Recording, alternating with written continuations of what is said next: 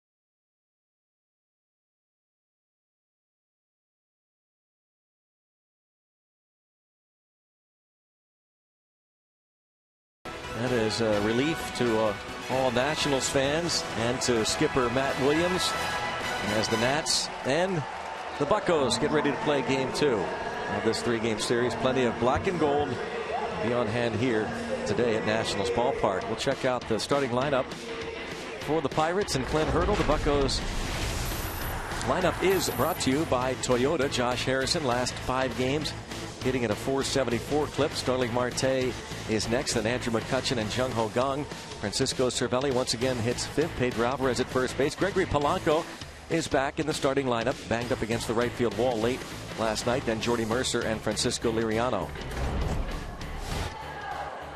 Take a look at Scherzer's numbers, and Greg, you can't say this about many pitchers in the league, but those numbers are good enough. He could pitch for us. Excellent point.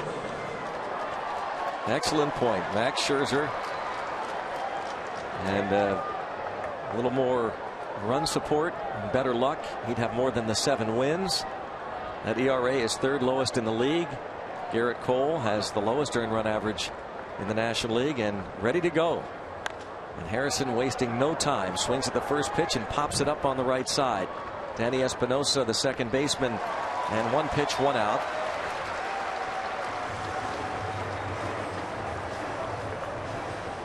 The 30-year-old Max Scherzer making his 14th start for the Nationals. We check out the defense, brought to you by Honda. Anthony Rendon moves from 2nd to 3rd. They had a late scratch. And so Ian Desmond is in the lineup. He was not initially. Yudel Escobar was playing short. Bryce Harper returns. He's in right. Denard Span in center. Michael A. Taylor in left. And it's Tyler Moore at first base. Catching, it's Wilson Ramos. And he receives that pitch down and in to Starling Marte.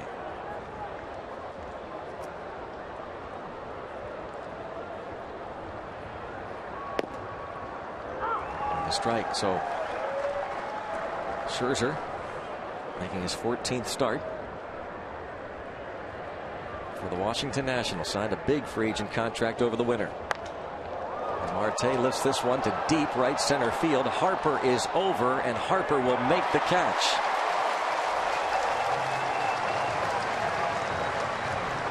Two down. Well, Harper's leg gets tested a little bit right here early on.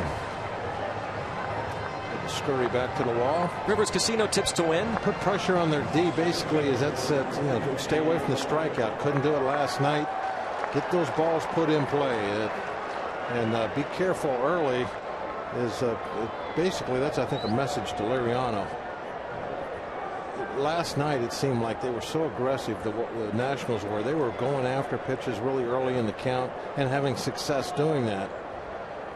So that Francisco maybe will do a little more early work in the count with the changeup and the slider to try to counteract that.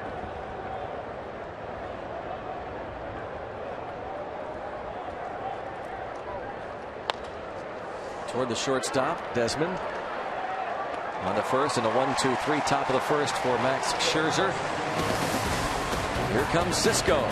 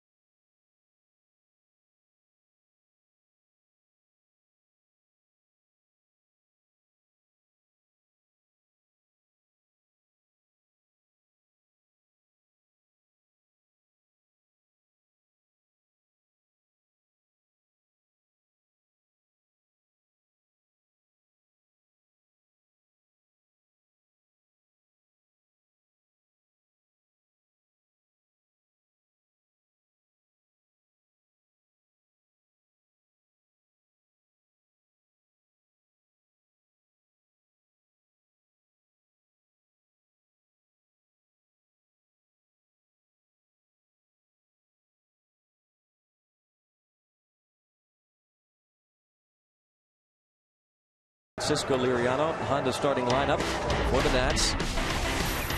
And it's Denard Span, a 6-game hitting streak leading off. Then Anthony Rendon and Bryce Harper leads the Nationals in those categories and is in the top 10 and many others in the National League. Wilson Ramos hits cleanup. Then Danny Espinosa and Tyler Moore. Ian Desmond at short. Michael Taylor at left. Max Scherzer on the hill. Take a look at Frankie's number, brought to you by Hyundai. You see they're all in very good shape. All those strikeouts, 27 walks. which is not bad at all considering he's got 100 strikeouts, and that's really been the difference. I was looking at his numbers, Greg, from before he became a Pirate the last 3 years, and that is the big difference, is the control. Sea Rage worked his magic. Yep. Denard Span takes strike one. A couple of hits last night. And hitting .310 on the year.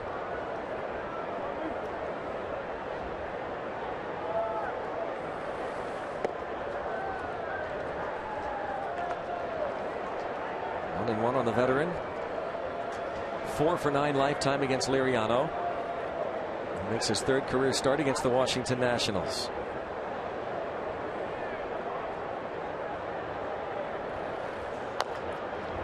Here comes the shortstop Mercer. He's going to have to really hurry, and he is not going to get the speedy Denard Span. Now, what messed him up there is that last hop. It kicked a little bit to his right, a little unexpectedly.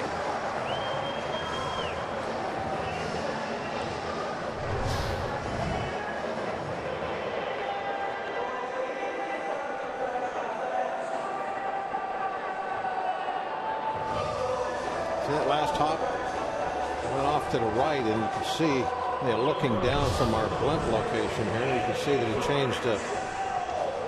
changed direction. Here is the view. Looking down from Root Sports blimp airship. I'll come up with a name for our Root Sports airship. Probably has one, I just don't know it. Nice job by the pilot. Keep it right here. Pretty stable. Yeah. Strike is called on Rendon. Anthony Rendon 1 for 3 with a run scored last night. Bunch of hits against A.J. Burnett, but he really fought through it. 6 2/3 innings, 14 hits. Pirates lost the game 4-1. Joe Ross, the rookie, with 11 strikeouts. Grounded sharply to Gung. Should be an easy double play. And it is around the horn. Quickly 2 outs.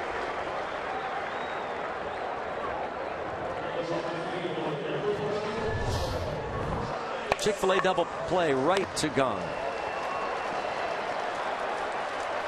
Gung has been so solid over there at third base. Look at the accuracy of that throw going into second. It's just chest high right over the bag. Solid ball player the Pirates got out of South Korea. Here is Bryce Harper.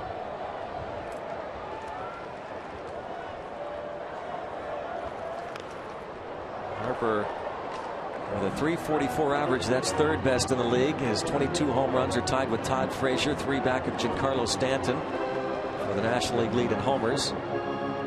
He's tied with Nolan Arenado of the Rockies in RBIs with 53. Stanton leads the National League. Harper tops an on-base percentage and slugging.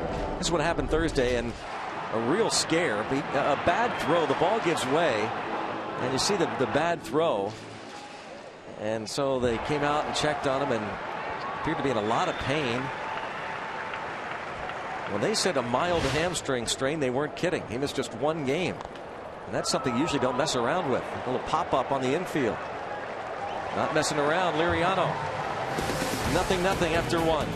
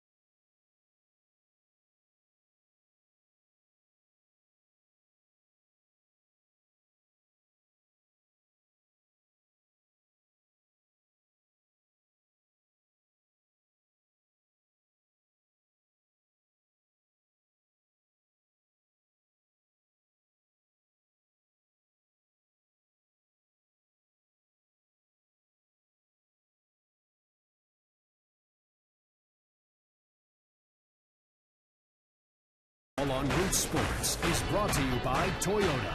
Toyota helps you get the most out of your drive. Just ask a friend who drives one. Toyota, let's go places. By Barrel Automotive, we're driven to be better.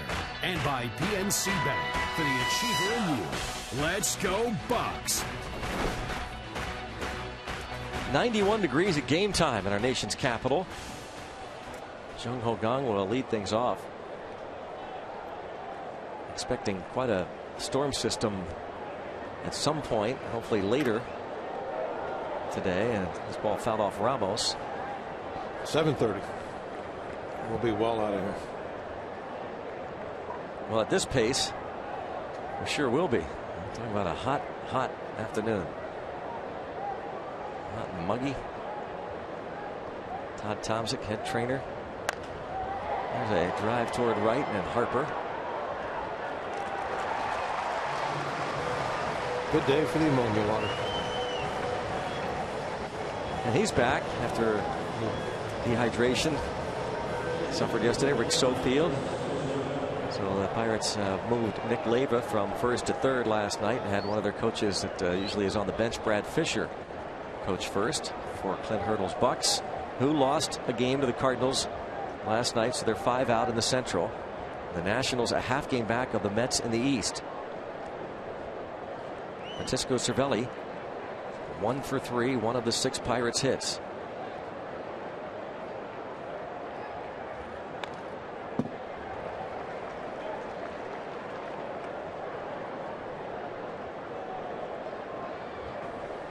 Max Scherzer signed a 7-year, $210 million deal in mid-January with the Washington Nationals. He admitted that it even made his jaw drop. That amount of money, the 2013 American League Cy Young Award winner.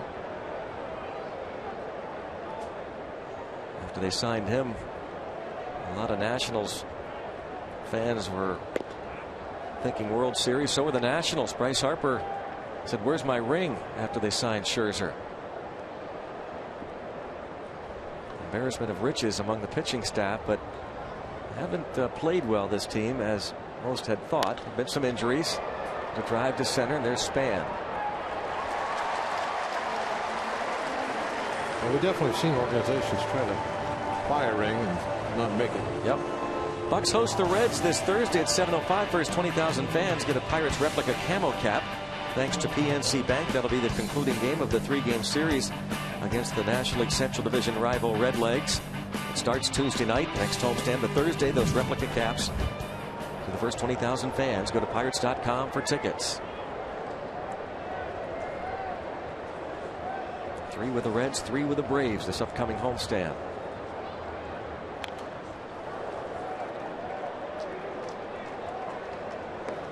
Alvarez 0 for 3 in last night's ball game, plus a walk.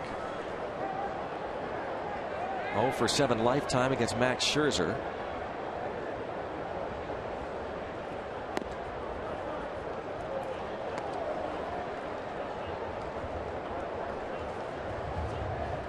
Clint Hurdle said today it's an opportunity to beat an ace today. Talking about Max Scherzer. So that's how I look at it. Get an opportunity to beat one of the best pitchers in the game. You've got to battle every pitch. It's a fist fight. It's a wrestling match. There are certain pitches you've got to lay off because you can't hit them. And Scherzer out in front, 1-2. Toward left, and Taylor. 1-2-3 and 6 up, 6 down for Scherzer. 0-0.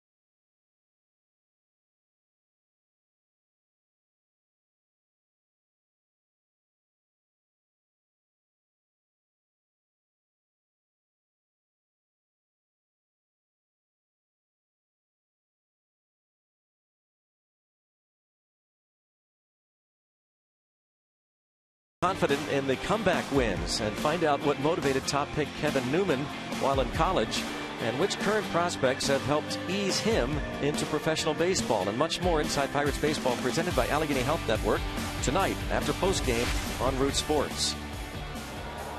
A.J. Burnett last night, talked about him battling through it. All those pitches were up, and then, as Bob was saying, the Nats were very aggressive. Here's Wilson Ramos.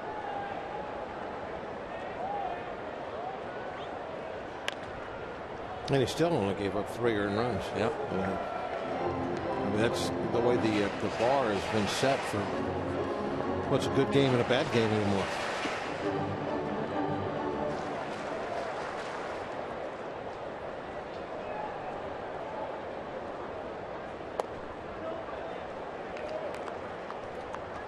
Ball to strike on the catcher, Wilson Ramos. Had some good at bats against A.J. Burnett. Yeah, he hit the ball hard the first 2 times anyway, for sure. Right center field gap shot. RBI double in the first, RBI single in the third. Single was a line drive.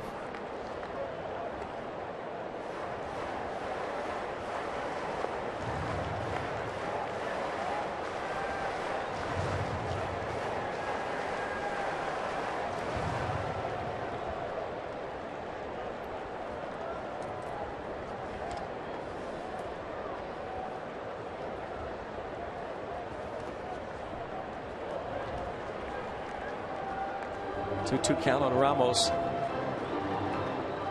Liriano, a 2.84 ERA in his 2 career starts against the Nats last year. Gave up 4 runs, 6 hits, and 5 innings in a loss at PNC Park. Pitched a real good ball game here 2 years ago. Just foul.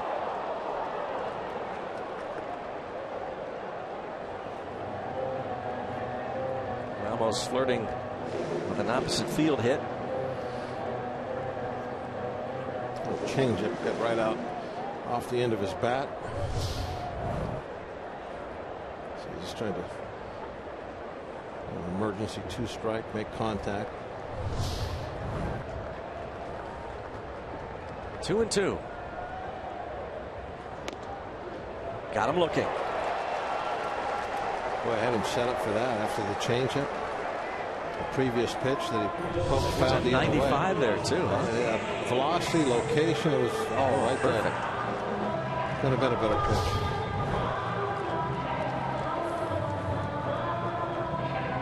First strikeout for Francisco Liriano, who punched out a dozen his last time. And we check out the Barrel Automotive League leader, strikeouts per 9 innings.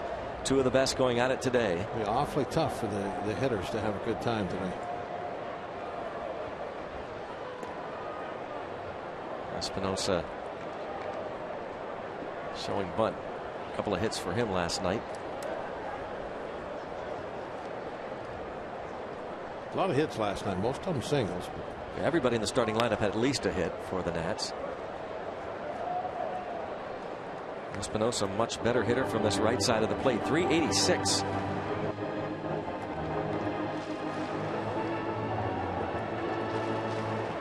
Pirates trying to even this series, end a 5-game losing streak going back to last year to these Nats.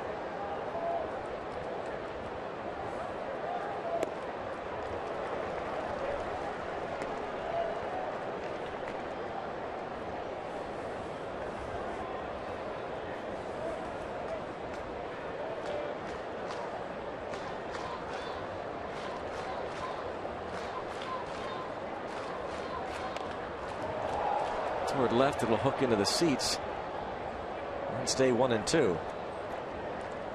And Danny Espinosa.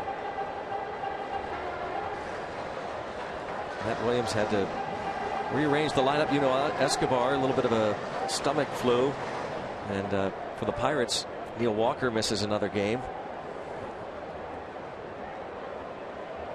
Abdomen discomfort. Bouncing ball. Mercer. 2 outs. I think pitchers just getting ahead, making it look pretty darn easy. Not throwing a ton of pitches.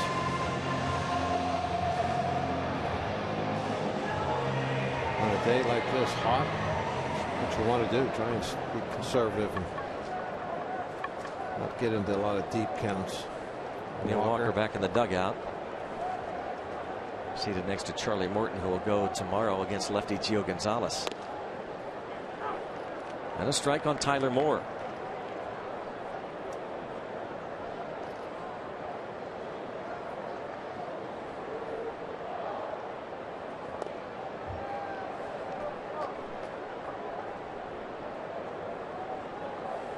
First baseman Tyler Moore, 4 homers, 11 RBIs, a 193 batting average.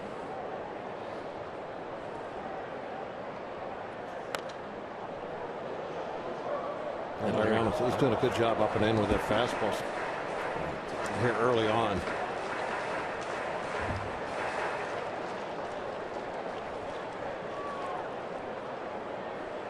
There's Sea Rage. Yep. Here comes the wipeout slider. Tried to check his swing and apparently did. Appeal. No over there. Sean Barber. 100 strikeouts now on the year for Liriano.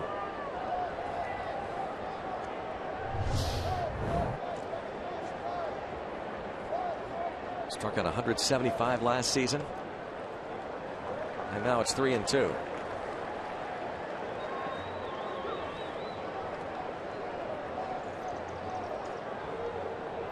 Let's see where Liriano chooses to throw from. Likes that third base side.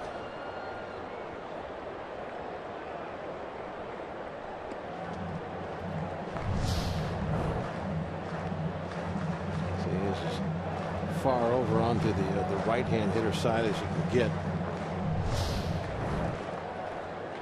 Everybody has a preference, but I don't know that did you have a preference? Really makes much of a deal. I would move back and forth. Just missed, and he walked him with 2 outs after getting out in front. A couple of strikes on Moore. Draws the walk. Not necessarily back and forth during the game, although because you do that too sometimes. But I would. Sometimes I would be on the right, sometimes the left, just however I felt that particular day. See, he didn't get a call and should have. Should have been strike 3. Really a good pitch. Mike Muchlinski, the home plate umpire, called it ball 4. Now Ian Desmond, who was not in the starting lineup, has been slumping badly. But he gets an opportunity because Escobar was a late scratch. Guys move back and forth, Greg, one side to the other because of the angle that they get to certain corners. The inside corner, outside corner.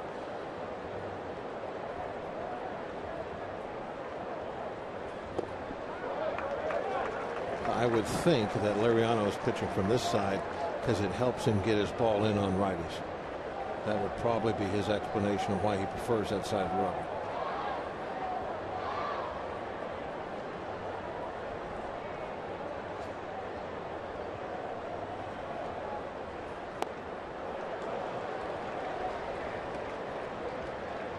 Two and one now on Desmond. The spot that I liked to pitch the best, though, was about 4 or 5, maybe 6 inches in front of the rubber. That was always the best if you could. If you can get away with it? Get away with that. Dig you a little hole up there. Did you get away with it often? Sometimes. Yeah. Well, until the other pitcher complained. Fly ball to McCutchen. A walk. And the Nats strand a man through 2 innings. It's 0-0.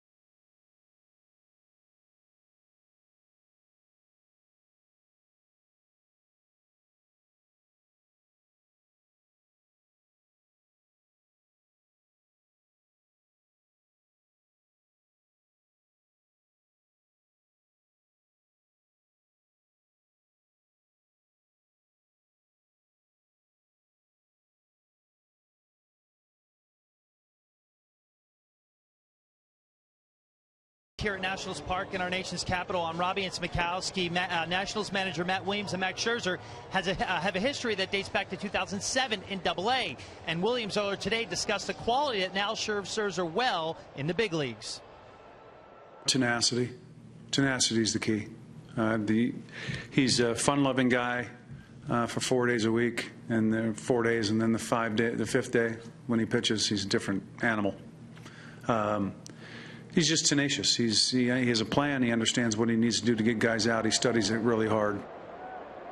Now, it was back in 2007 when Williams managed the Double-A mobile Bay Bears for just 5 weeks, replacing Brett Butler, who fell ill, and Scherzer was a hot prospect for the Diamondbacks, who took him 11th overall back in 2006. So even though it was a brief time, Greg and Bob, it was something that Williams has known that Scherzer has had all these years, and probably one of the main reasons they made such a big offer to him in free agency. Well, tenacious, his manager said. Robbie heard that before from other managers and pitching coaches about Max Scherzer, who probably, is having a little bit of a tough time going out there today. We saw 3 years ago, in fact, it'll be 3 years ago tomorrow, that his best friend and younger brother Alex committed suicide, and 2 days later he took them out at PNC Park for the Detroit Tigers. To this day, he has saved all those text messages, has kept his brother's phone number on the call list. They used to talk almost daily.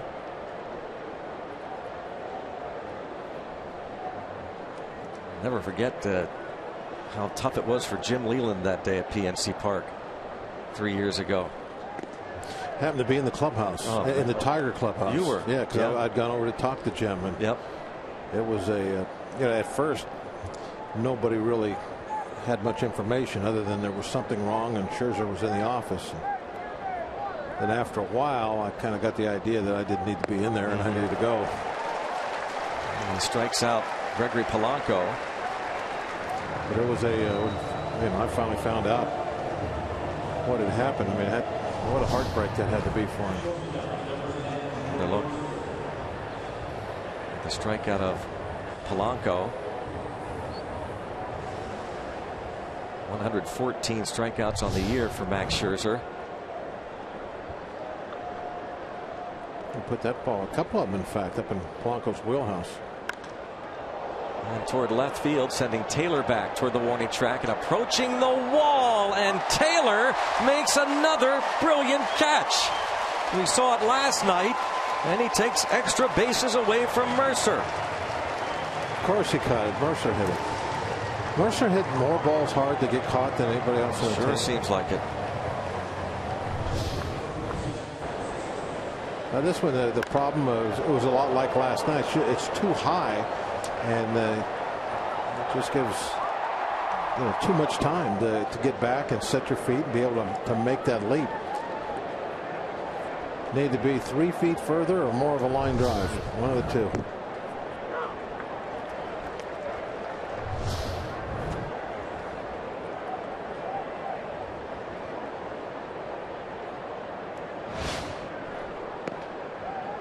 Ball, 1 strike on Liriano. It's 8 up and 8 down for Scherzer. Scherzer reacts to the catch by Taylor.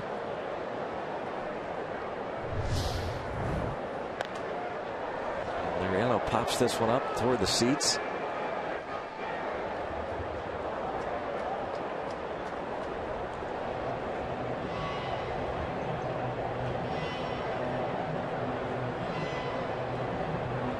Scherzer trying to make it 9 up and 9 down. He had a perfect game going through for a while in his last start against the Brewers. Perfect game through 6 innings. Takes care of his mound opponent, and it is 9 up and 9 down.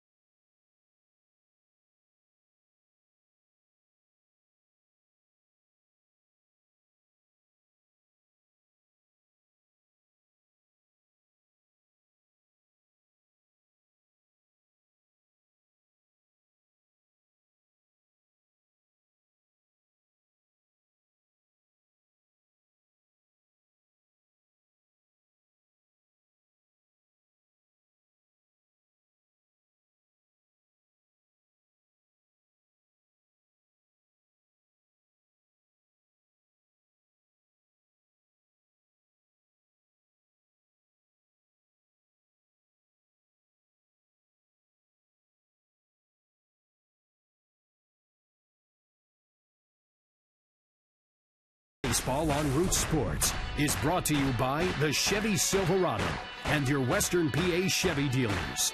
And by Day Automotive. We're going to make your day. Let's go Bucks!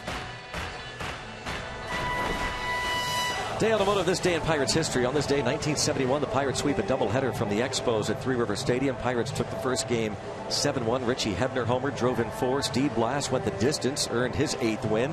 And then the nightcap, 7-3 was the final score. Pirates win it. Willie Stargell homers, drives in 4. Milt May also had a 2-run homer on this day in Pirates history, facing the team that would become the Washington Nationals. They were the Montreal Expos from 1969 through 2004, and they moved to D.C. in 2005. And Steve Blass here in the radio booth with Tim Neverett.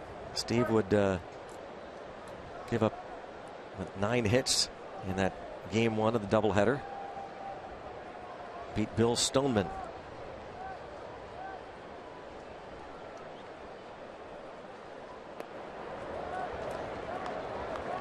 So from the days of Rusty Staub and Ron Fairley back in the early 70s, John Bacabella, one of the catchers on that 71 team. Now to today's rookie player Michael A. Taylor of the Washington Nationals. And Liriano out in front.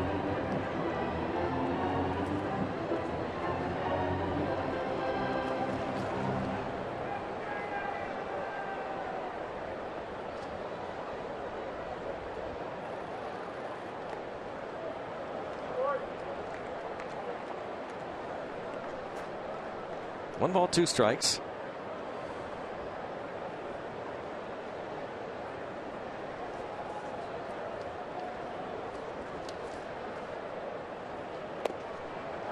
Down he goes.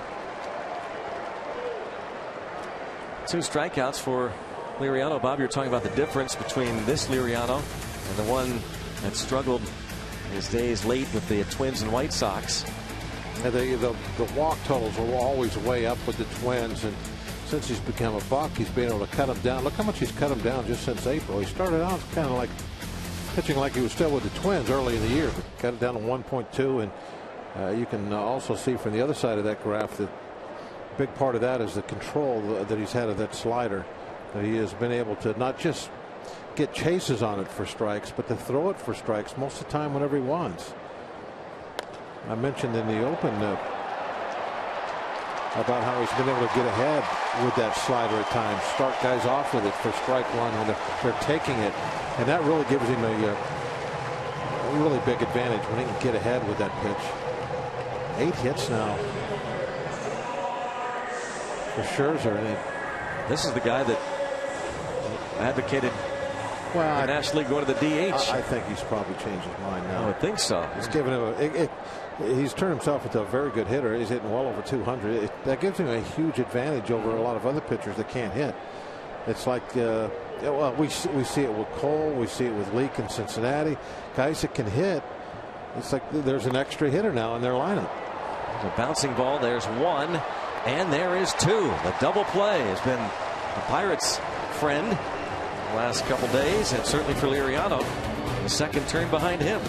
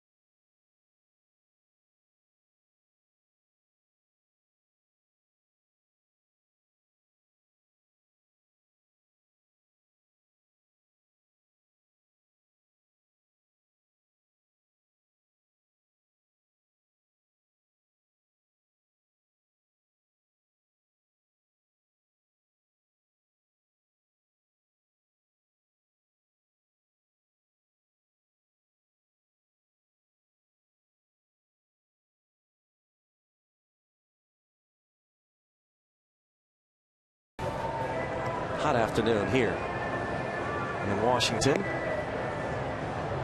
These two clubs will hook up tomorrow afternoon at 1:35. And the Nats will make their first visit to Pittsburgh this season for a 4-game set in late July, July 23rd through the 26th.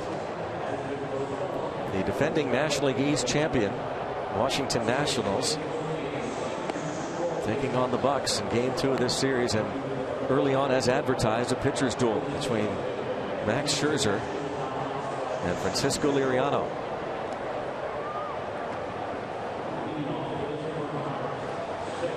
Matt Williams said the other night after Bryce Harper went down and they were a little bit concerned he might miss more than just one game, that the Nats had to step up. It was time. Hovering around 500 for much of the season. They're kind of lucky they're in this Eastern Division. 500 is good enough right now, or just above 500 to be in first place.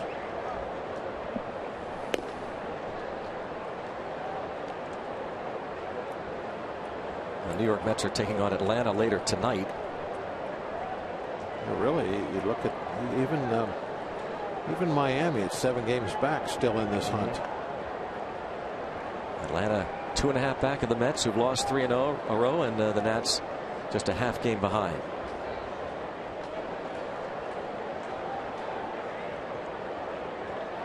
Washington went 96 and 66 last year. Jay Hay popped out on the first pitch of this ball game.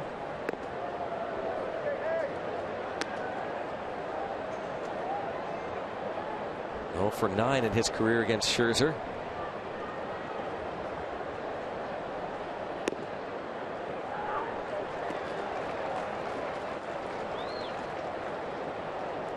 Scherzer grew up 20 miles outside of St. Louis. Attended his parents' alma mater, Missouri.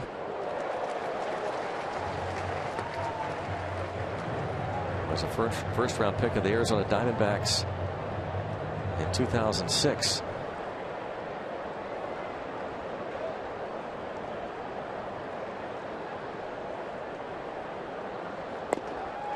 And strikes out Harrison. You know, he's kind of learned a little bit, I think, from his old teammate. How he can add a little to that fastball at times. Verlander? Yeah, he doesn't always throw his best fastball. He'll throw that thing about 92, 93, and then when he wants a little extra, he reaches back and pops it up there at 95 or 96. Verlander kind of famous for that in his really heyday when he was being so dominant that he really wouldn't start even throwing hard until you get him in trouble or later in the ball game.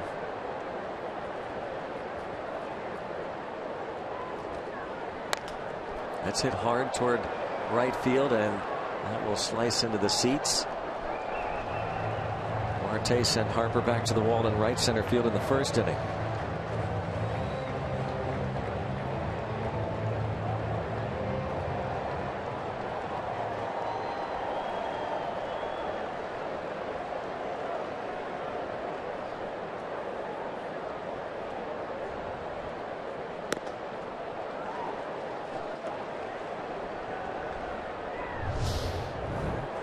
A nice catch here.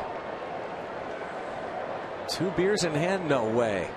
Wow. Yeah, that's a heck of a play right there. Be the catch of the game. That is Didn't really, spill a drop. That still counts, trap or not.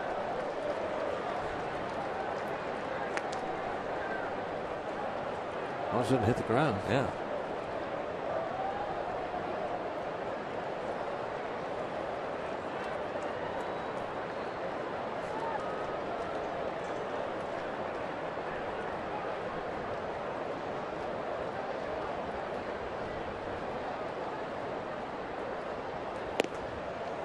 Two and two. He has struck out 3 of the last 4 that he has faced.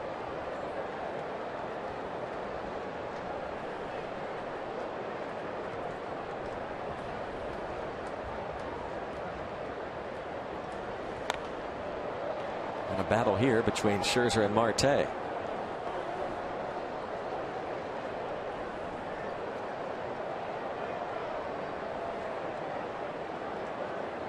Scherzer has given up 6 homers. Marte has hit a dozen and has hit safely in 8 of his last 10 ball games.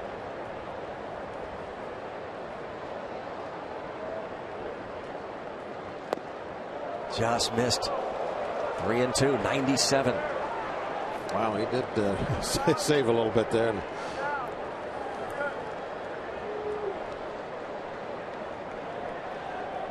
You know, another thing about him that makes him really good, Greg. Yeah. Besides the tenacity, is he's got some good stuff. Yeah, that helps, doesn't it? Yeah.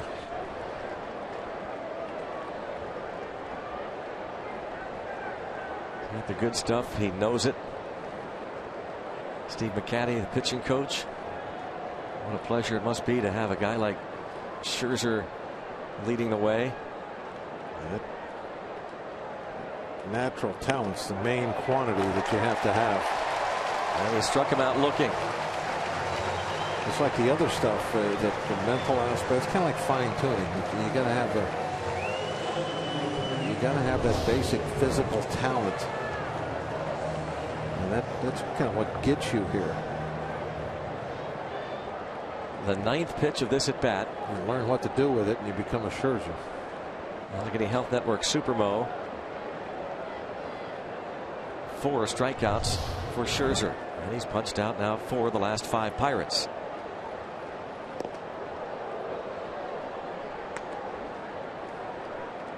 What that pitch was.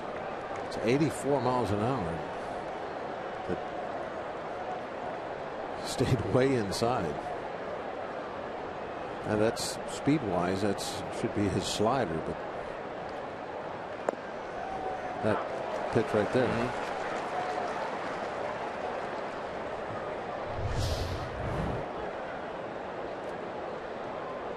See how it has a little sideways move in the drop there at the end. That first pitch was the same speed, but it did not do that.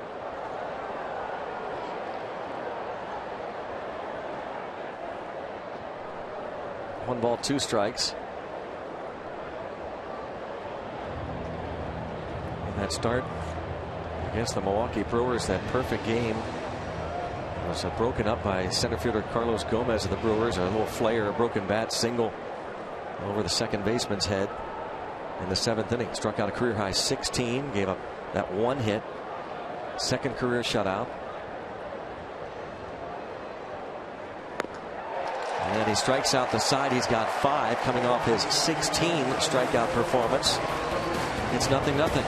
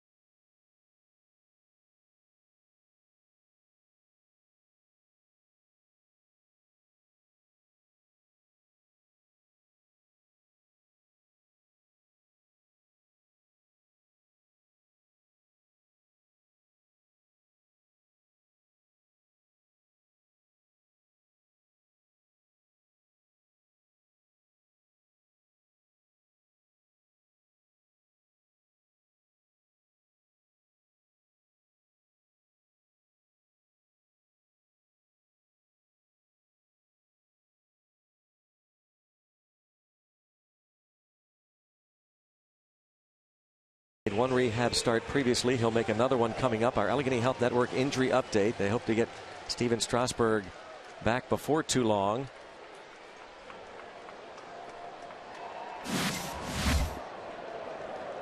He has just not been himself. A little back issue for him. And in the air to right, Polanco back a few steps. And one pitch, one out for Liriano against Rendon.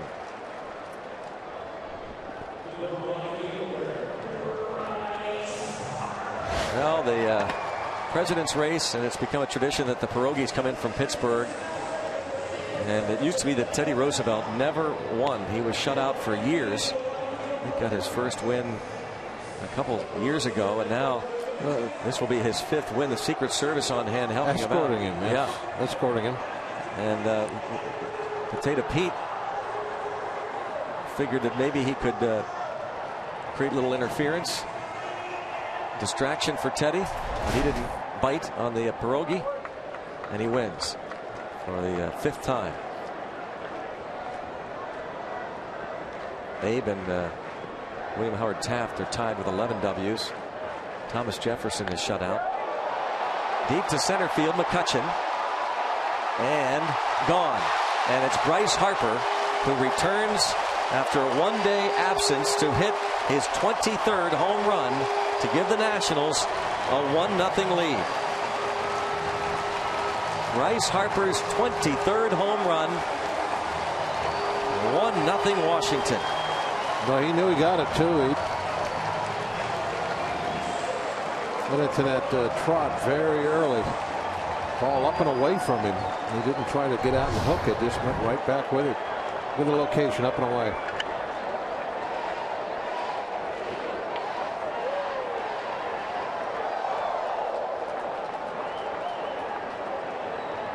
What a season Bryce Harper is having. The leg is just fine. Yeah.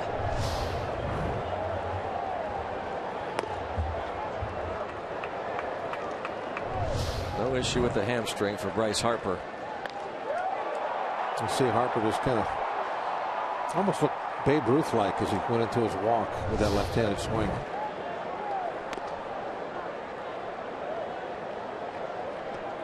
.23 homers, 54 RBIs.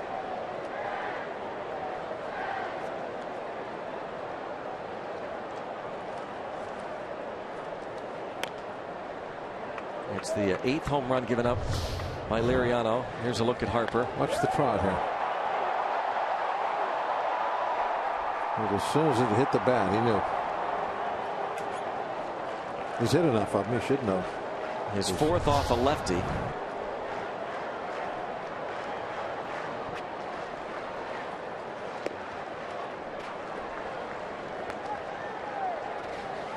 Something that's kind of odd for Liriano having a lefty. Take him out of the ballpark.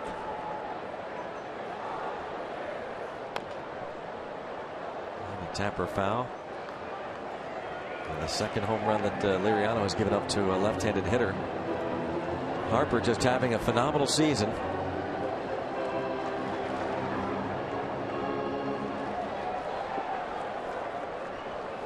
And gives the Nats this lead.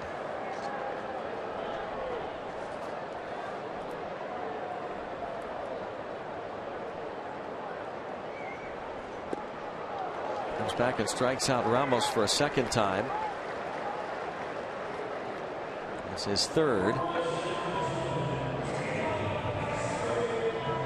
And 2 outs in the 4th inning.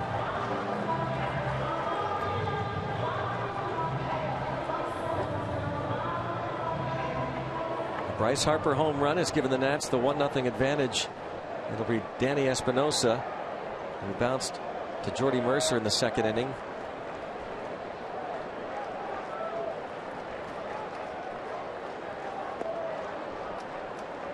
Well, Liriano's already at that point in the ball game now. You know, especially after he gets this inning over with, where he's got to start thinking, okay, I can't. I got to be perfect now the rest of the way. Not even a solo home run. You know, early in the ball game, first couple innings, I think you can fall into a little bit of a trap trying to pitch up to how the game should go with that other guy over there. But you never know how it's going to go. Well, now you've seen how it's going. The other guy's throwing a no-hitter at you, and now you're getting past the middle part of the ball game. You're getting into the second half. You're down by a run. You got to pitch fifth, sixth, seventh inning more like a reliever. Come in and be perfect. There's no more bending.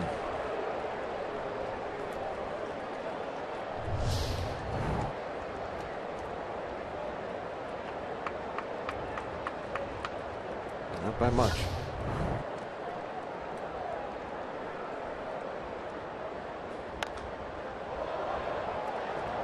Francisco Cervelli going to call for it and make the catch.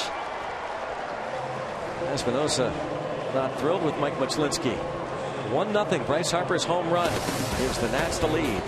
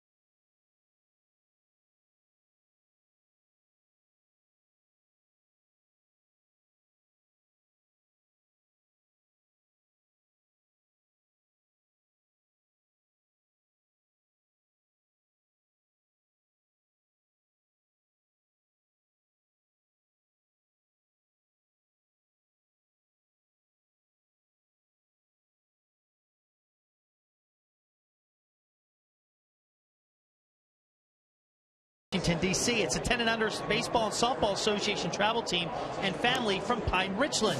Now, they're playing a tournament in Aberdeen Stadium, just about an hour north of here, named after Cal Ripken. But they had a chance to come down to batting practice and meet the local hero, Neil Walker. They also spent some time with Jared Hughes and Vance Worley, who signed some autographed amongst others. So they watched the Nationals take BP. They also met with Pirates manager Clint Hurdle and had a lot of fun. Coach Jason Henney is the one leading the charge. For Greg and Bob, here's the coolest part of all of it. They got here to the ballpark a couple hours before first pitch. You can see they're probably a little bit tired by now.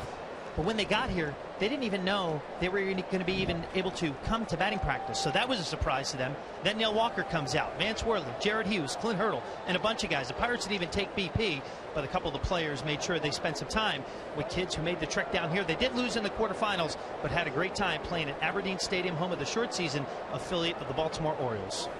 A nice little surprise for the team. That Clint Hurdle and some other Buccos would take some time out.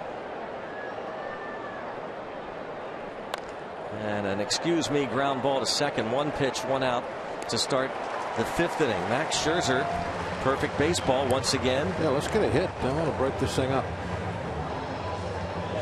No hitter. If jinxed him, it should stop now. Right? Isn't that how it works? No. Bryce Harper, that home run giving Scherzer this lead. Somebody on their team has to say the words. We can't do it. Right.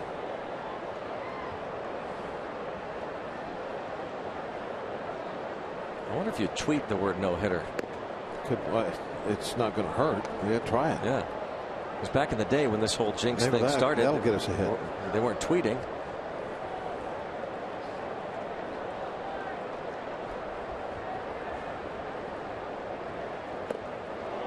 1-1 on Cervelli. Yeah, you know, first baseball team that really got into tweeting was the Cardinals.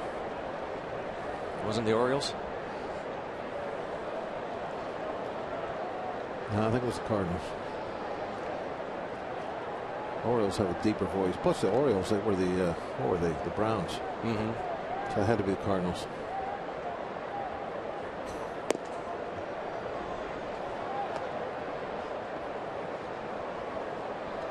Two and one.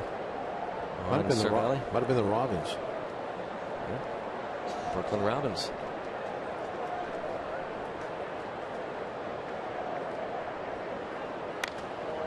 And a pop up. Harper.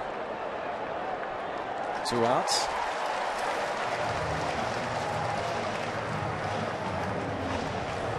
Wednesday, Pirates host the Reds at PNC Park, 7:05 after the game. A midweek fireworks spectacular. Zambelli Fireworks Show, all presented by Service Link.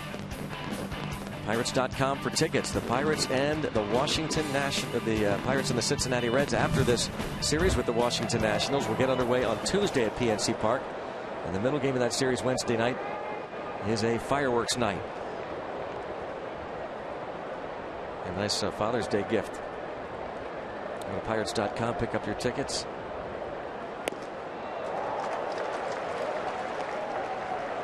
Alvarez fly to left in the second.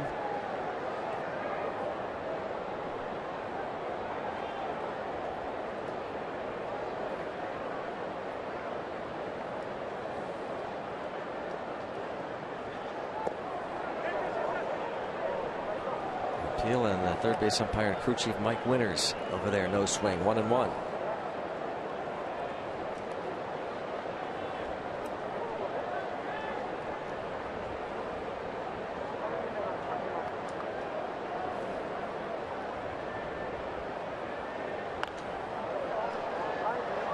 Fastball fouled away. 1 ball and 2 strikes.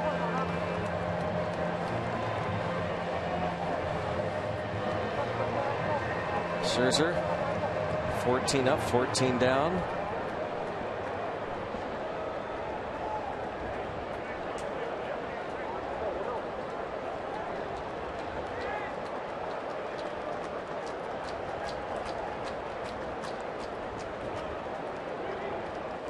He's walked only 14 all season.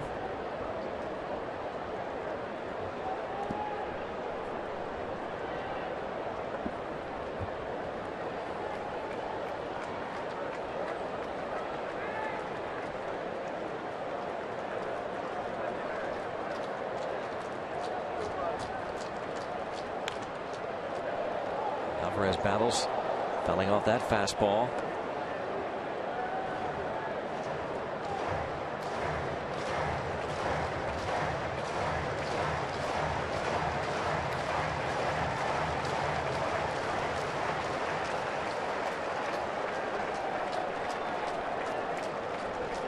Another 2-2 pitch. And it's full.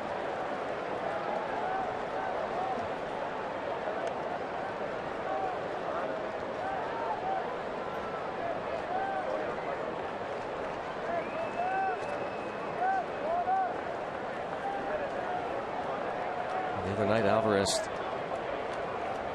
had great at-bats against Jeff Samardzija. But here he'll ground out on the 3-2, and the perfect game is intact. It is 1-0 Washington.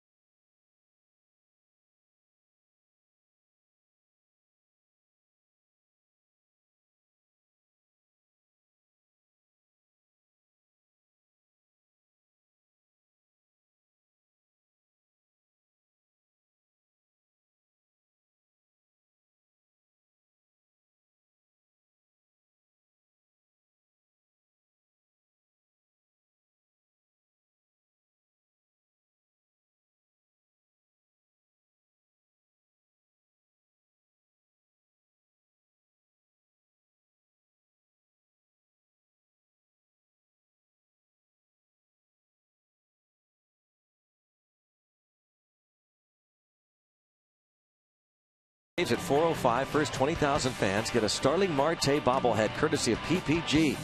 Festivities will start on Federal Street at the Saturday block party. Live entertainment, food, and games. Plus, every fan's a winner on an Eat, Park, Scratch, and Win Saturday. For tickets, go to Pirates.com. 4:05 next Saturday. Starling Marte bobbleheads. Folks in from Wheeling, West Virginia to root on the Pirates. JT Jezierski, originally from the Weirton area, stopped by the broadcast booth before the game. He works in Senator Capito's office. U.S. Senator from West Virginia. His mom, Mickey Marino, watching in Weirton. And Brad Grants also stopped by to say hi. Big Bucco fans. Brad works in Senator Toomey's office, Pennsylvania, U.S. Senator. Tyler Moore walked in the second. And in the air to right. And Polanco nearing the corner. One out.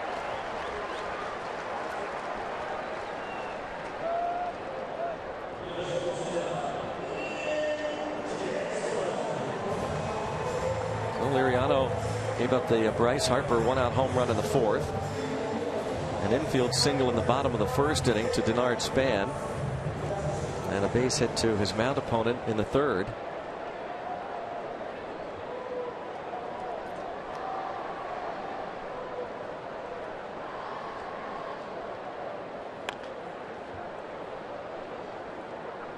And the last two hitters, he's started both of them off with slider for strike one. That's what we were talking about earlier. He's really been good with the control of that pitch. Throws it for a strike when he wants to, and can still, of course, move it down out of the strike zone and get that chase.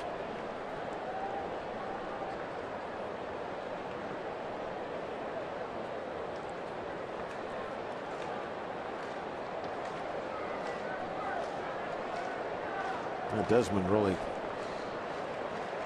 kind of a key guy for them, I would think, Greg, of what their chances are of winning this Eastern Division. He's always been such a good offensive player for him, but something's not right with him this year. 3 straight Silver Sluggers, always a big strikeout guy. He's got 79 punch outs, second in the league, and make it 80. That'll complete the K. That's 4 for Francisco Liriano.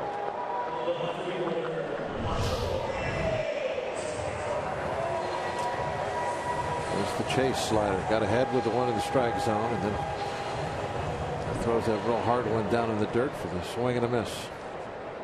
Put him away with it.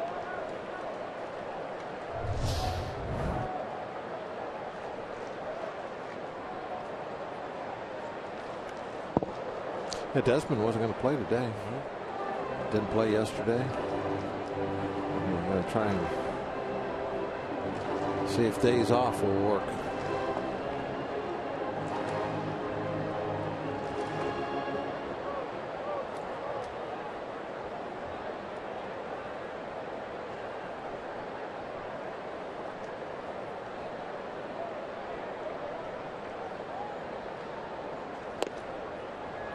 Now 1-2 on Michael Taylor, 2 outs in the fifth as Liriano looks for his first 1-2-3 inning.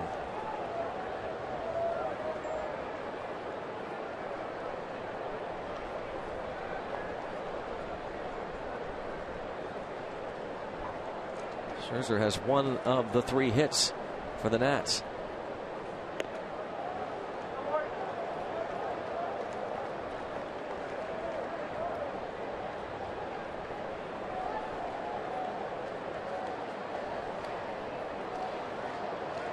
Working on a perfect game. Well, Liriano has not been perfect, but he's been really good. He's been up the 1 run. Bucks trail 1-0.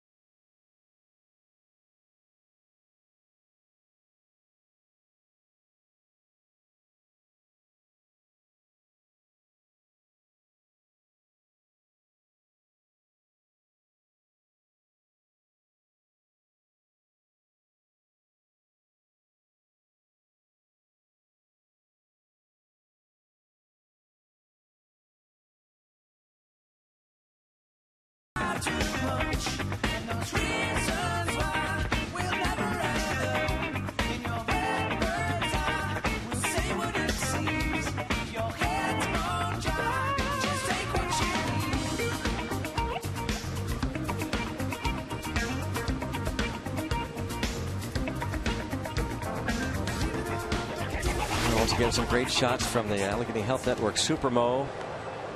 And a super performance here so far for Max Scherzer, who is pitching a perfect game going into the 6th inning in the bottom third of the Pirates order.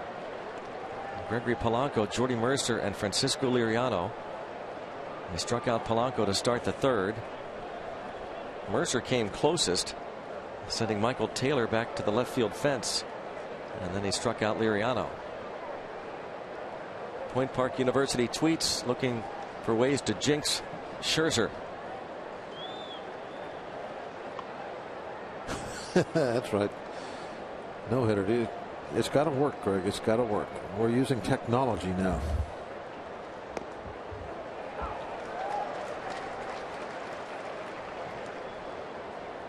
Scherzer doing the same thing that we're talking about with Frankie out there throwing that breaking ball. First pitch strike. I think it might have been a curve that he started off with, but still it's the same effect. You go off speed for strike one, immediately the hitter has to become defensive. He's not sure what to do then. Well, slider down and in. With each out now, you get more and more excited. 6 strikeouts. So he's kind of proven, I think, to Polanco that he can get him out in his strength, which is up. A really good high ball hitter. He did that last time up, struck him out throwing fastballs by him in the top of the strike zone. And here goes to his weakness, which is down and off speed pitches. And it easily puts him away. So he sure can pretty much do whatever he wants. Line drive foul. Mercer, I guess you would have to say, has come closest to getting a hit today for the Pirates. Fly ball all the way to the top of the left field fence, right in front of the bullpen.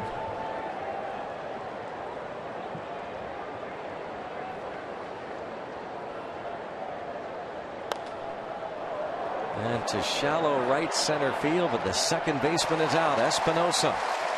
And now it's when I think your fielders are starting to get a little nervous. They are just flying to the baseball anytime it's hit.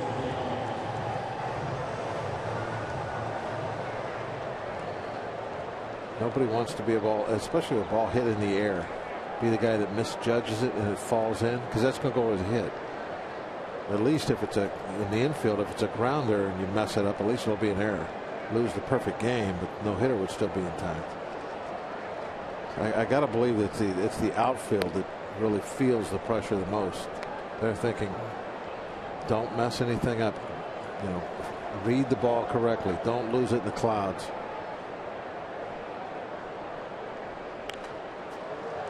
Last year, the no-hitter thrown by Jordan Zimmerman, and the great defensive play made by Steven Souza out in left. Well, there's Michael Taylor. He's already made an outstanding defensive play this afternoon. Toward the seats, third baseman Rendon, and out of play.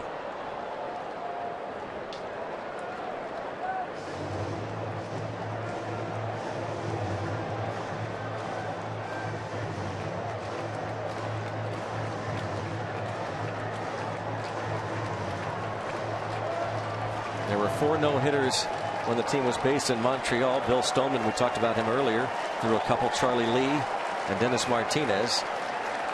And Jordan Zimmerman threw the first one in Nationals history. Liriano fighting that one off. It stays 1-2. 2 hits this season for Liriano.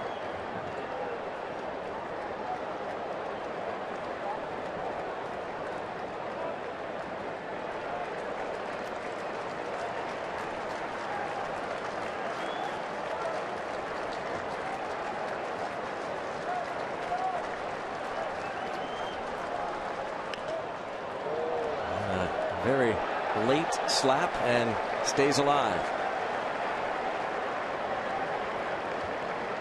One of the longest at bats today. Scherzer hasn't had to even throw many pitches. This is just number 66 on the day right here. Huh.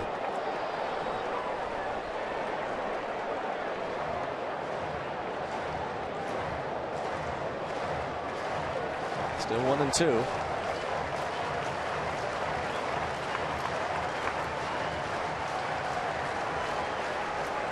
Charlie Morton goes tomorrow. Watching Max Scherzer. And perfect game is intact. 18 up, 18 down for Max Scherzer.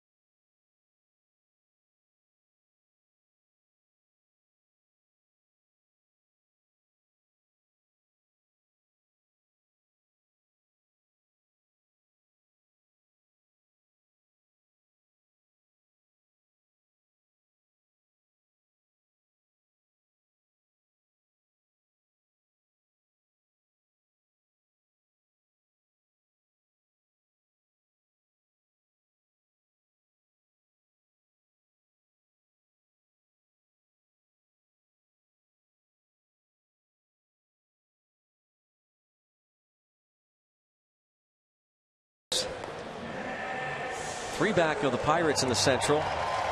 Starting today, 8 behind the Cardinals in the division. That's the story in Minneapolis, the story in D.C., and I'm sure garnering national attention is what is happening here with Max Scherzer pitching a perfect game through 6 innings, following up what he did his last time out against the Milwaukee Brewers. Perfect through 6. Ended up giving up just 1 hit. Not getting the strikeouts quite that he was getting against the Brewers, but still an exceptional ball game nonetheless.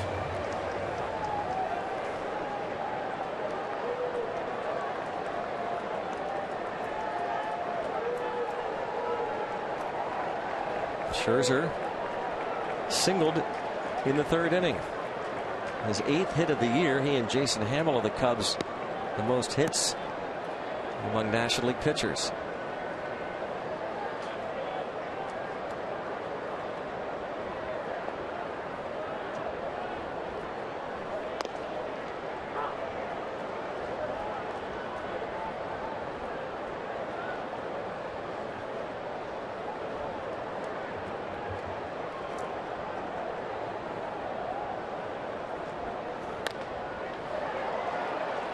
Mercer.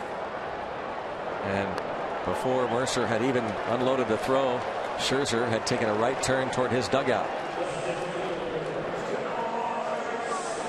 Don't see that very often.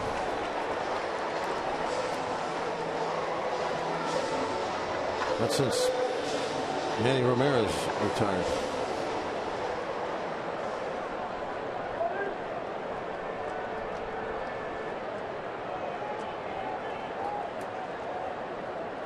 Denard Span, infield hit in the first, and hit into a double play in the third. Strike one.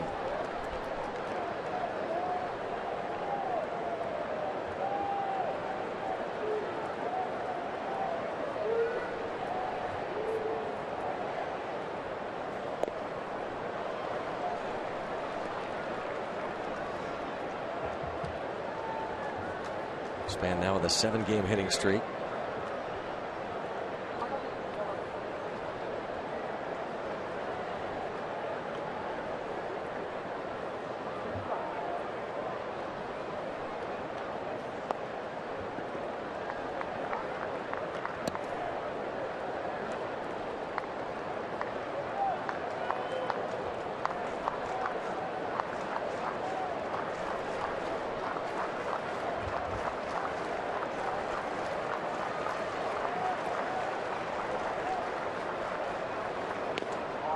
Two and two.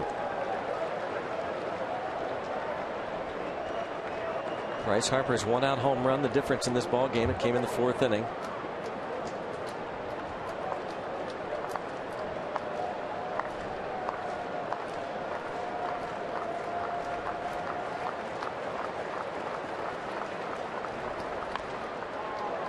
Pop up toward Marte, and it'll go out of play.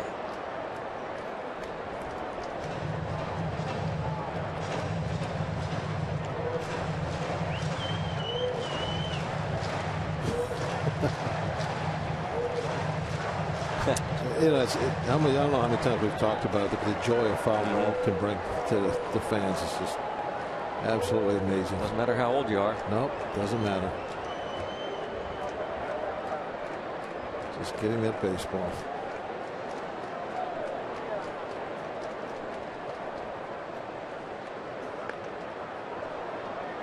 And it stays 2-2 on Denard Span. Tough man to strike out. Last year led the National League in hits. Former teammate of Francisco Liriano in Minnesota.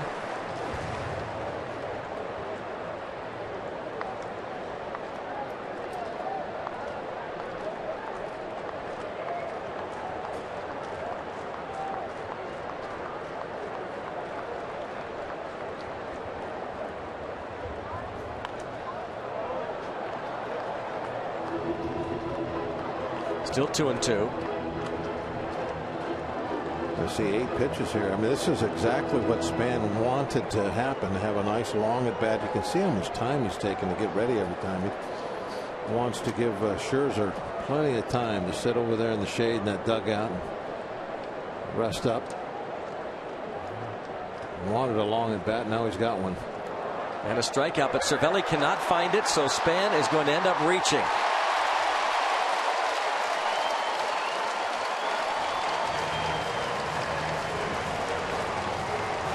He's aboard on the strikeout wild pitch. Wasn't far away, but he didn't know where to look. Went the wrong way.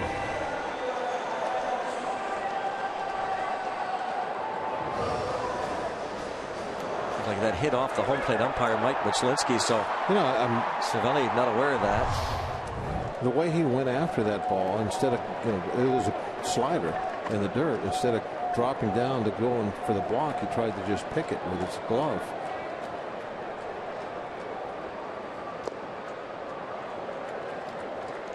He had that to do over, especially since it's a slider. I mean, a fastball, yeah, you got to try and pick it, but he would have probably went down on 2 knees and just took it in the chest protector, and it would have fell right in front of him.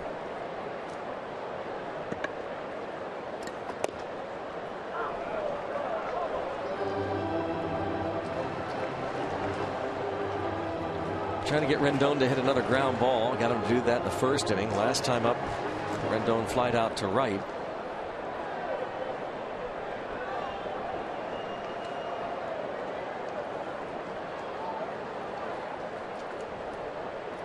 Runner takes off. Pitch is a ball, and it's a stolen base. Denard Span is 8 for 8 this season. Well, that's when you guess right and run on first move against a left-hander. You're going to have these huge jumps. See how quick he left? Now, if he would have gone over to first base, he would have been picked off. Been hung out to dry, but that's a chance he's going to take. And if you get a big enough lead and you're fast enough and run early enough, even if you're picked off, doesn't mean you're going to be out. A lot of times you can beat that relay throw to second base from the first baseman. And toward left center field, this will give the Nationals a 2-0 lead. To the wall it goes. Rendon's double brings home Span. It's 2-0 Washington. I talked earlier about, because it's the second half of the ball game, and the other guy's throwing a no-hitter, that you got to be perfect. You got to make great pitches. Well, this was a great pitch. Look at that. I mean, there was nothing more he could do. On the very bottom corner of that strike zone. And in that case, you just have to give credit to the hitter.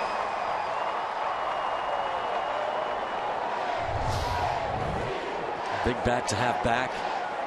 Returned the first week of this month off the disabled list. Anthony Rendon. And now it's Bryce Harper.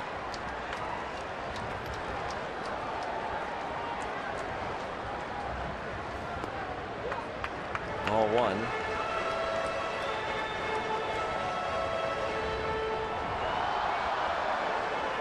T-Mobile game changer. Bryce Harper hitting his 23rd home run of the season. One out in the fourth. He's been one of the most dominant players in the league this year. An early MVP candidate. The 2012 National League Rookie of the Year. He's just 22 years old. That's what is really scary about what kind of a career he could have.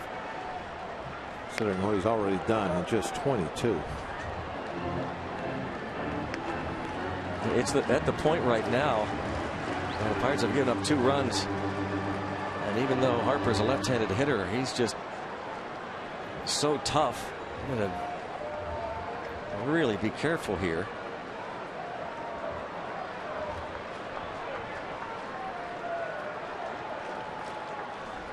Well, Harper's in one of those grooves where, as unusual as it might sound, you might think about working around him. Yeah, you have to make the perfect pitches, without fear of a base on ball.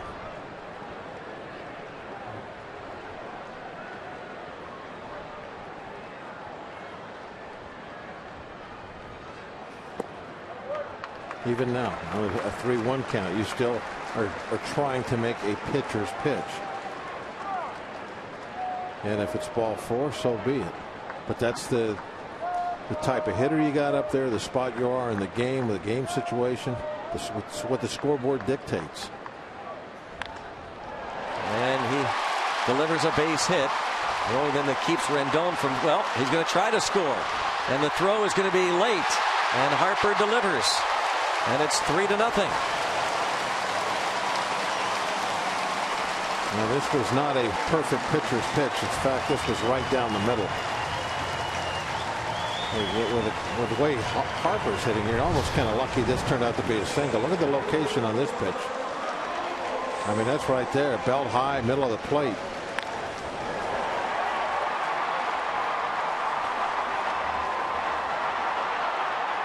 Kind of surprising with Marte out there that they would even take a chance of scoring.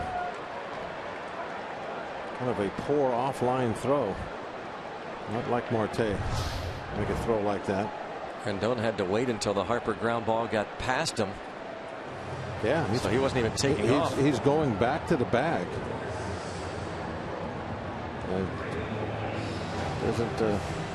Doesn't make a lot of sense to even sit him there with 1 out.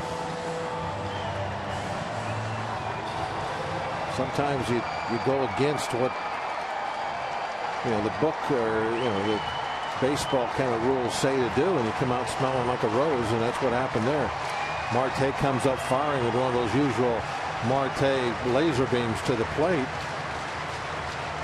And you're out by a bunch and not looking too good for sending him.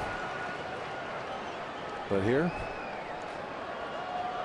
poor throw. They got another run. Chris Searage paid him a visit, and Rob Scahill starts to loosen in the bullpen.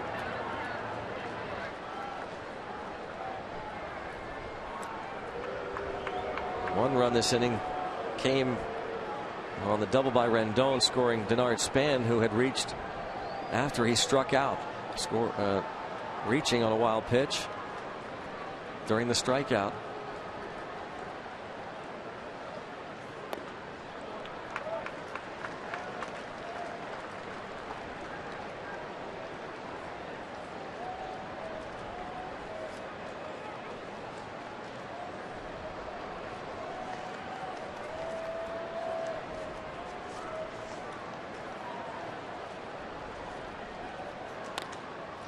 Bounce towards short, deep short, and Mercer can't get a throw off. And everybody's safe. An infield single for Ramos.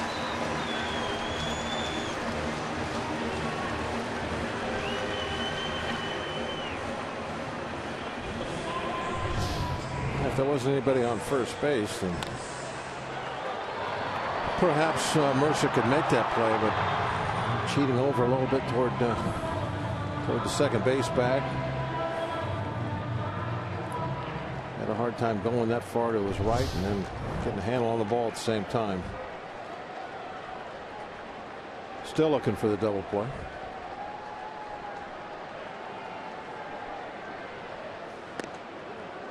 Danny Espinosa has bounced to short and fouled out.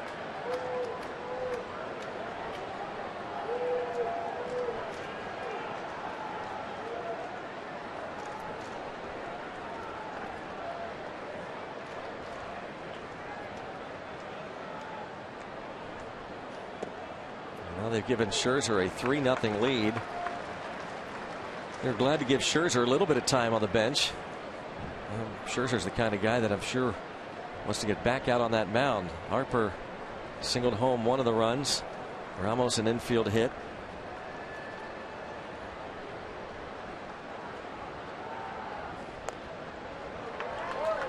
2-0.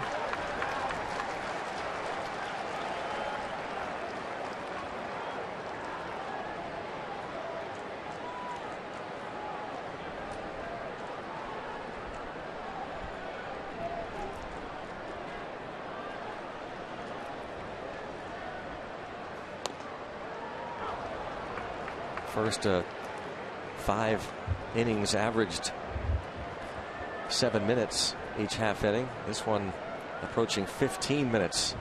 A laborious 6th here after Mariano got the first out with the Span at bat and the strikeout. Yeah.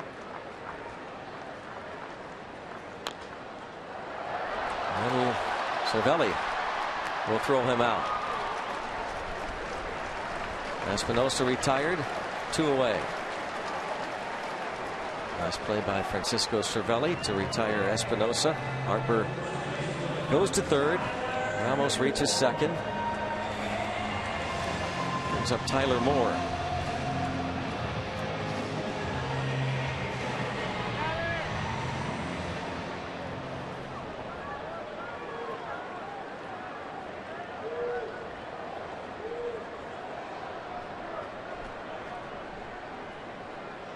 He's walked and flied to right.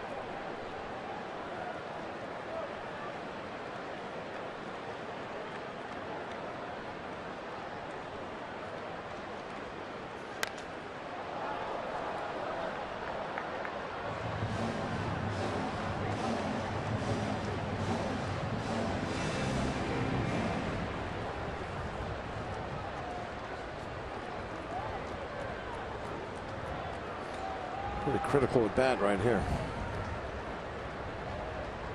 Down by 3. With Scherzer out there throwing the way he is almost insurmountable, it seems like. But 5 could be game over if that happens.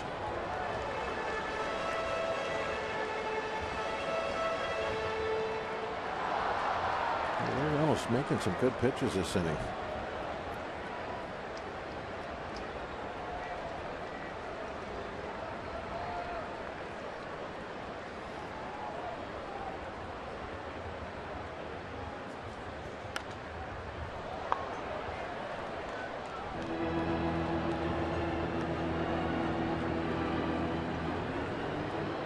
72nd pitch of the game coming up, and 30th of this inning. Hot and muggy afternoon. It takes it out of you, 30 pitches in one inning. And Liriano told us that that's why he didn't come out for the 9th inning against the White Sox the other day. Clint Hurdle had checked with him and he said, no, I'm pretty much done. It was hot. 8 innings, 2 hits, no runs, a walk, and 12 strikeouts. 1 ball, 2 strikes, the count on Tyler Moore.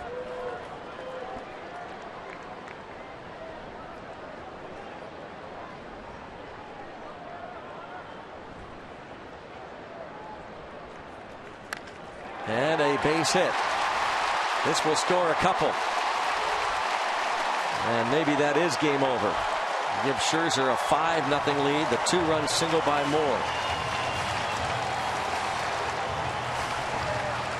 Well, that might not be good. No, it's not good. There's no way to spin it. Sugarcoat that one. No, that's could be a ball game. I mean, you got to keep fighting, but man, you're getting no hit and then to fall behind by 5 runs. Well, Liriano exits.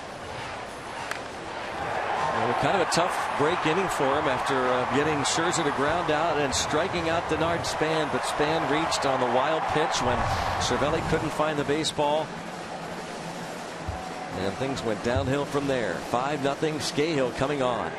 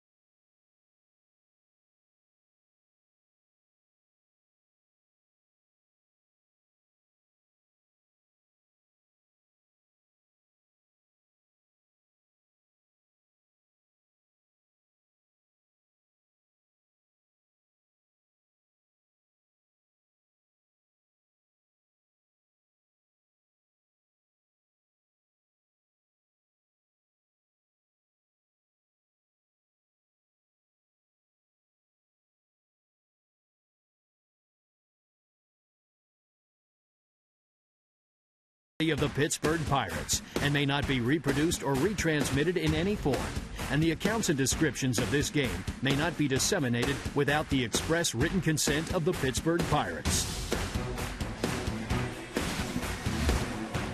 5-0 Washington.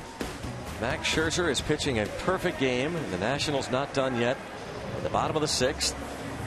That is it for Francisco Liriano, and Rob Scahill takes the mound for the Pirates, making his first appearance since a 1-2-3 9th inning on Monday. The bullpen really hasn't had to work much. Not a lot of work to be had out there, but we were hoping this would be a pitching duel that we would win, and certainly was the pitching duel that we thought we'd get until this inning.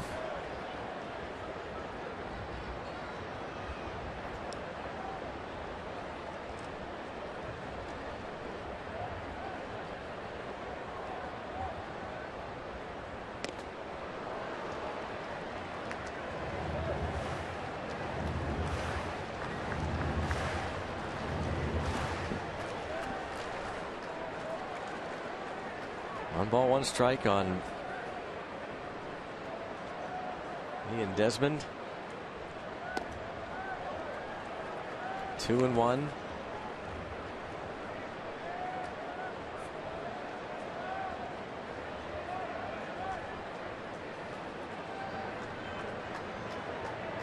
As Worley starts to loosen in the bullpen.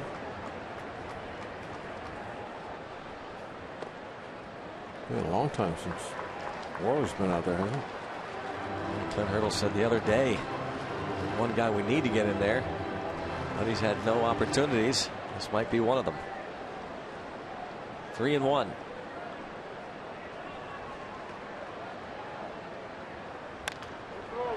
Bounce to Harrison. Steps on the bag. The long bottom of the 6th inning comes to an end, and the Nationals now lead 5-0.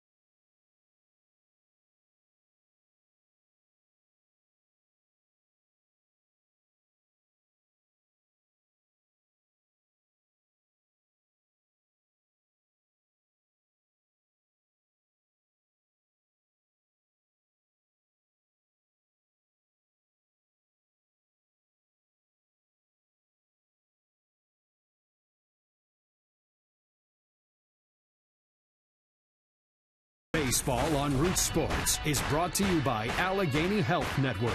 Health for all. By Kenny Ross. Ask a neighbor. And by Levin Mattress. Located in all Levin furniture showrooms and freestanding stores. Let's go Bucks! It is 5-0 Washington. And the story is Max Scherzer, 18 up and 18 down. For the second consecutive start, he's done that. Carlos Gomez broke up the perfect game bid. A little broken bat flare over the second baseman's head. And Josh Harrison will lead off the 7th for the Pirates. 23 pitchers have tossed perfect games in Major League Baseball history. And strike one. It's such a incredibly small number, isn't it, compared to how many people have pitched in Major League history? Just gosh.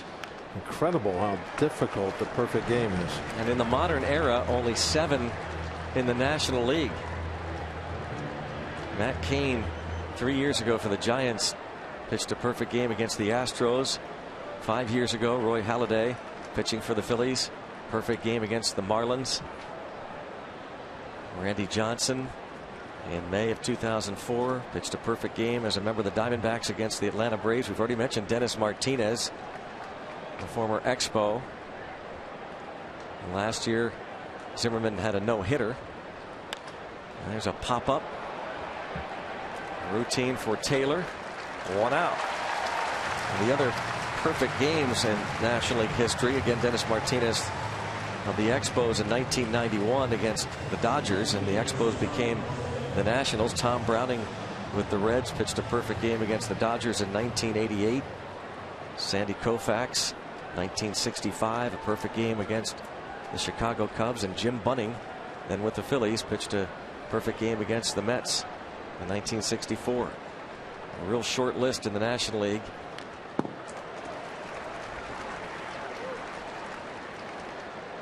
Marte sent Bryce Harper back to the wall in the first inning. Struck out looking in the fourth on a 3-2 pitch.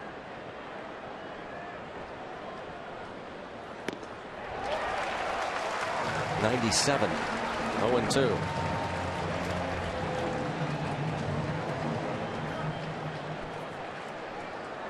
He owns the mound. It is. Down goes the 20th straight batter. 8 strikeouts for Scherzer.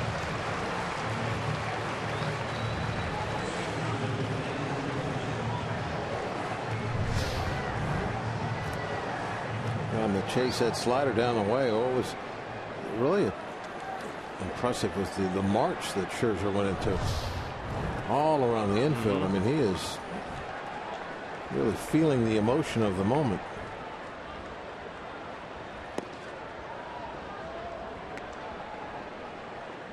Still got a long ways to go. 2 outs in the 7th.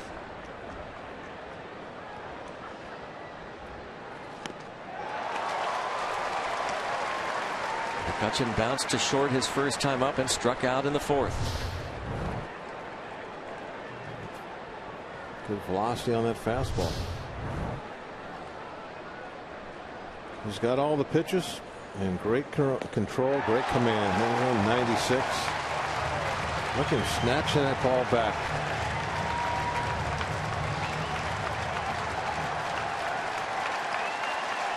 Now they're up. A 1-2 count on McCutchen. He is perfect through 7 as he storms off the mound.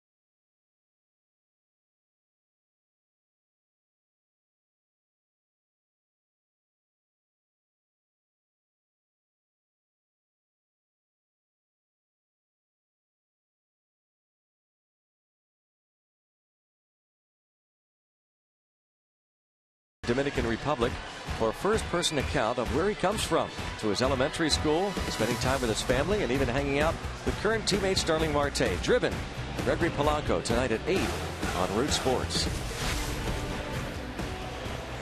Gregory Polanco and the Pirates are being not only no hit. Our UPMC scoreboard shows you it's 5-0, and seems a foregone conclusion that the Nats are going to win the game. Just a matter of whether Max Scherzer is going to not only pitch a no-hitter against the Pirates, but join just a few others, becoming the 8th National Leaguer in the modern era to pitch a perfect game. Vance Worley takes over. As we said earlier, it's been a while since he's been on the hill. And toward left center field, Marte is over, and it's past him. Taylor is going to wind up at second base with a double, and here comes Scherzer. This should be quite an ovation. A perfect situation for him. Now he can go up there and sacrifice bunt. Doesn't have to do anything. Of course, he didn't run down to first last time anyway, so it just doesn't matter. But this is ideal. He can just lay down a bunt and get a job done.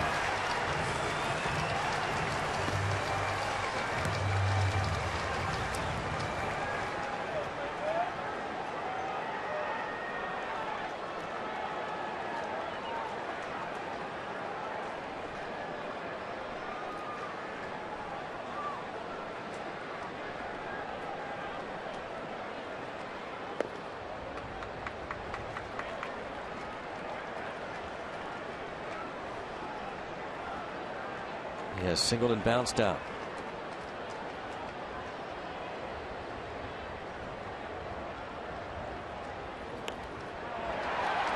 Made that look routine too. Jumps down the bunt that moves the runner. He's pretty good with that bat. For a guy that doesn't like the hit. You're right. He made that bunt look easy.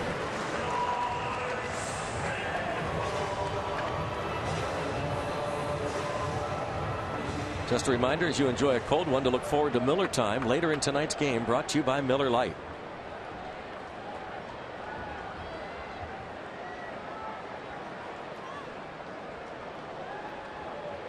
Infield in with Denard Span at the plate.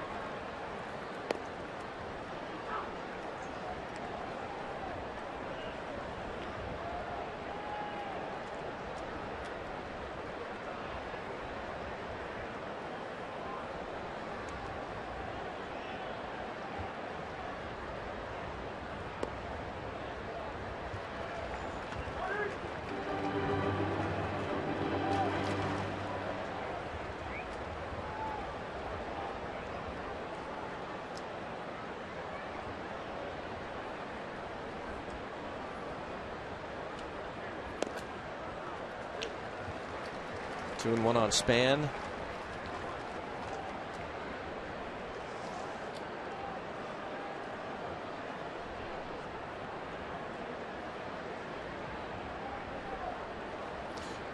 Amazing how far his front foot is turned in. Span, his right foot, Greg, he points it to the catcher.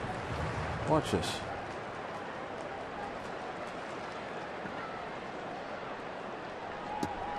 Look at that. Yeah. That looks incredibly uncomfortable. Yeah. I've never seen anybody do that before.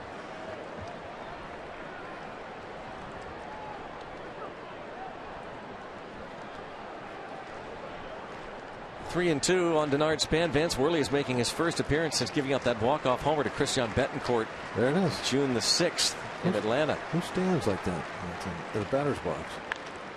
Span does. And to left field, and the catch made, and the runner Michael Taylor, for whatever reason, was heading home on that ball in the air. Span didn't need that RBI.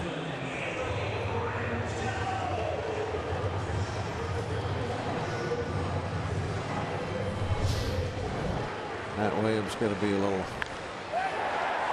It's just that's not Major League Baseball. I mean, that almost ruins the day for the Washington Nationals to see a silly play like that. You've just been bunted to third base so you could score on a sac fly.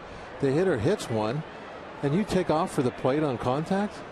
That's pretty amazing. Now, I know that was a silly statement. They're still going to celebrate the perfect game if he gets it, which I don't believe he will. I don't even think he's going to get the no-hitter.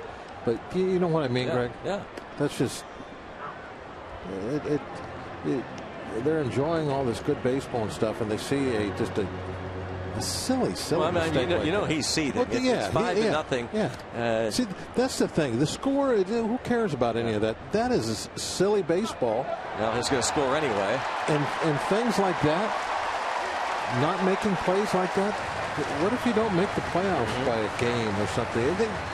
All those little things are so important.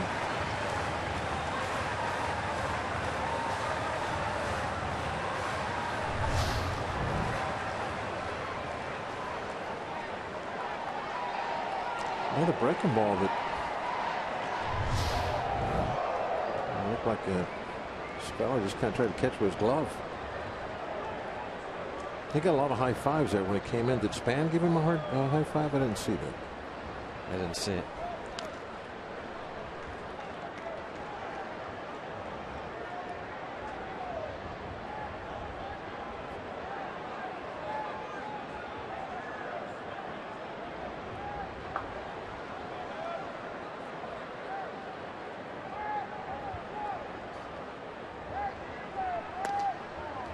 Struck him out. It is 6-0 and on to the 8th for Max Scherzer.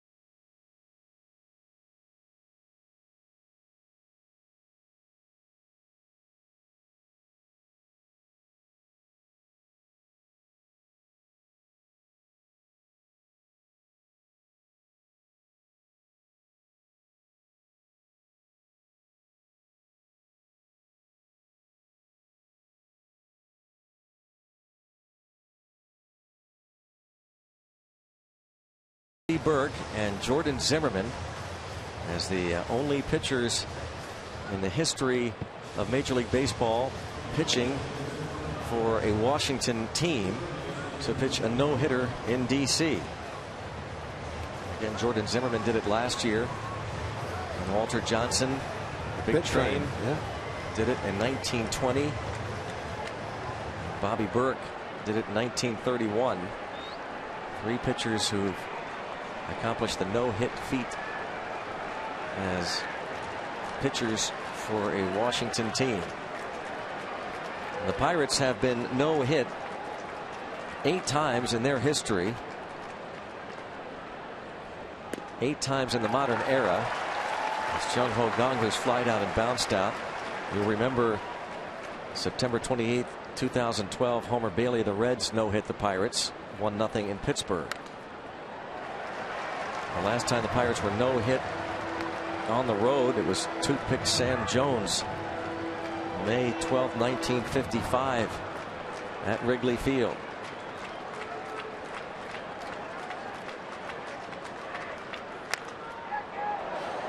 I'm guessing Sam Jones was slender. A little bit. He pitched with a toothpick in his mouth. That too. UL Washington style. That was 97, by the way, that last pitch.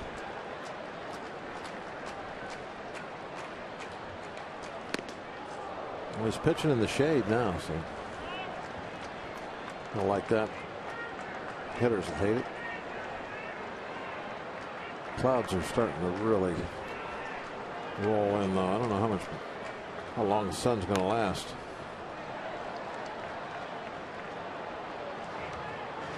Still 1-2.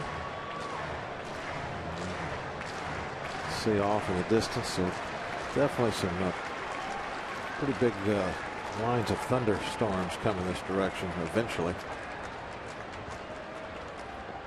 41,104 on hand to watch history in the making. He's not going to get it. But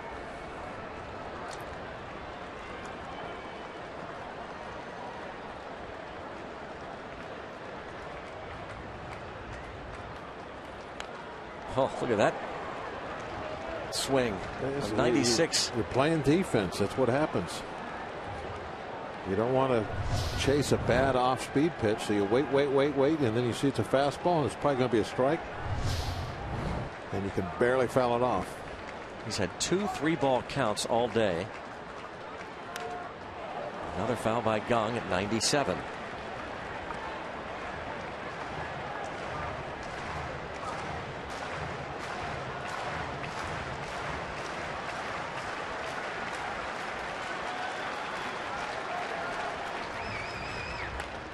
And a pop-up. Shortstop out. Span, and the left fielder Taylor makes the catch. A 9-pitch at bat ends with a fly out to left. It's 22 up and 22 down for Scherzer. He is 5 outs away from pitching a perfect game. Notice how there's 3 guys standing right there when the ball came down. They are getting nervous. Everybody is not taking anything for granted, like, oh, okay, left field will catch that. No, everybody is standing right there.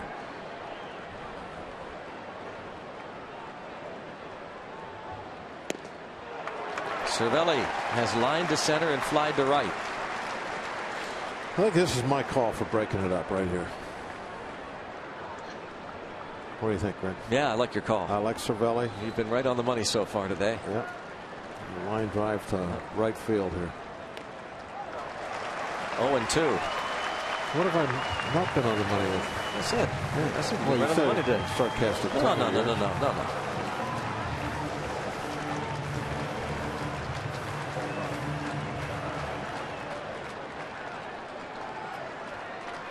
0-2 on Cervelli, 1 out in the 8th. You need him to go outside or something.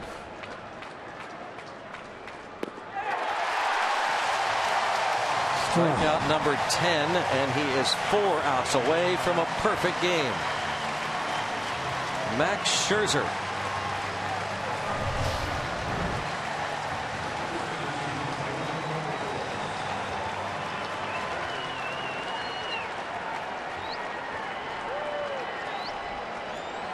The bottom just fall right out of it. The lack of speed. Kind of see there with the swing, he had it on the right plane. It looked like it was going to get the baseball, but the bat came through and the ball wasn't there yet. Alvarez takes strike 1.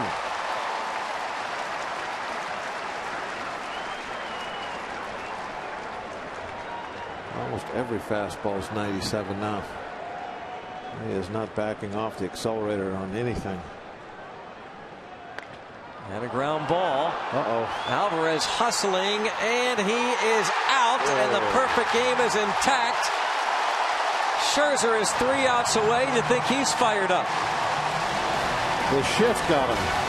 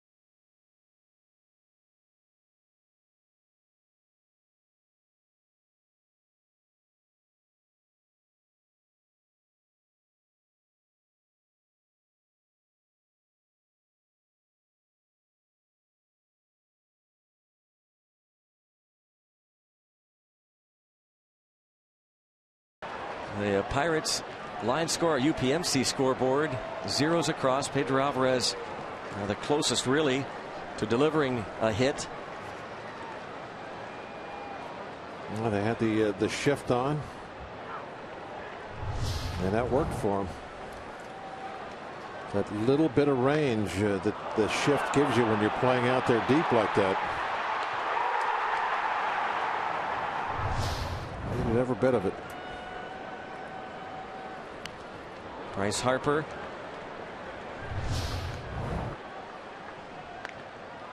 And we'll watch Scherzer.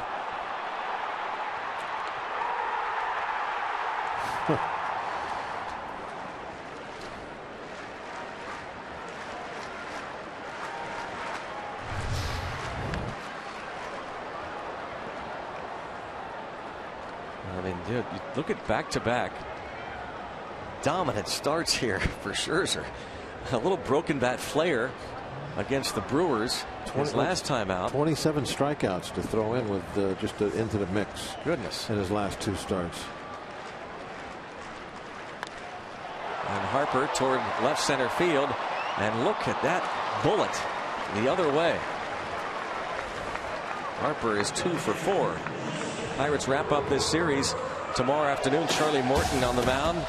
Catch all the action from Nationals Park tomorrow starting at 1 with Pirates pregame presented by WB Mason on Root Sports.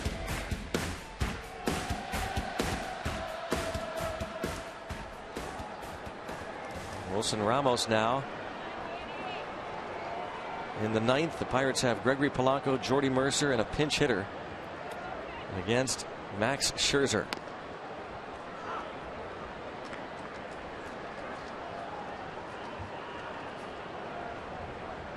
So Garrett Cole there, what his thoughts are.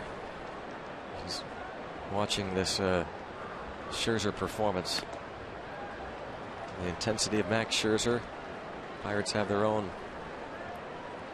right-handed up-and-coming ace. He's got that kind of intense. It's similar stuff.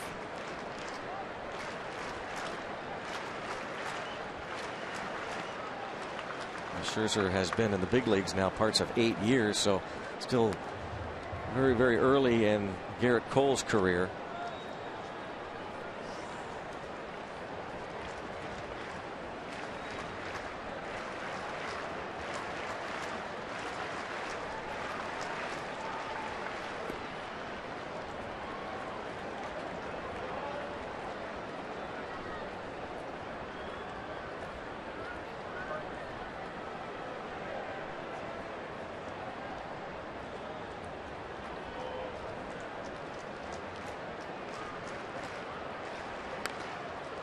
Three and 2 on Ramos.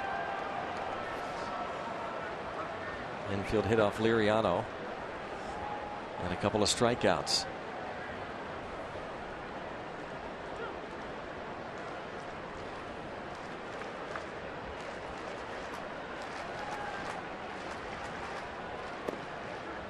And he strikes him out looking. Second K, 2 down in the bottom of the 8th. There's Gio Gonzalez. He will pitch tomorrow, the left-hander for the Washington Nationals. Our Nissan road ahead. We take a look at the numbers. Charlie Morton, speaking of perfect games, he's got a perfect 5-0 record and a tremendous 1.62 ERA. Gio Gonzalez has been so-so this year in 13 starts. Looking as though the Pirates will need Charlie Morton to be at his best again to try and salvage this series. The only drama remaining is if Max Scherzer can pull this thing off. We'll keep it here after the final out and let you watch the reaction of the crowd when he emerges.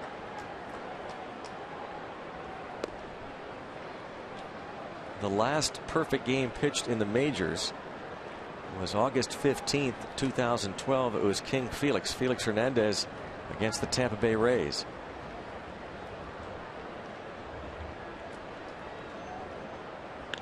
Again, Matt Cain, the last to do it in the National League that same year, June 2012.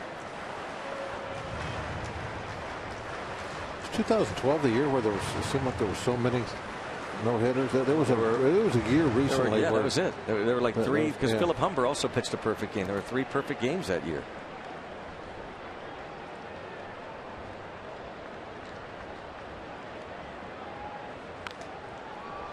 And this should end it. Now we watch and listen.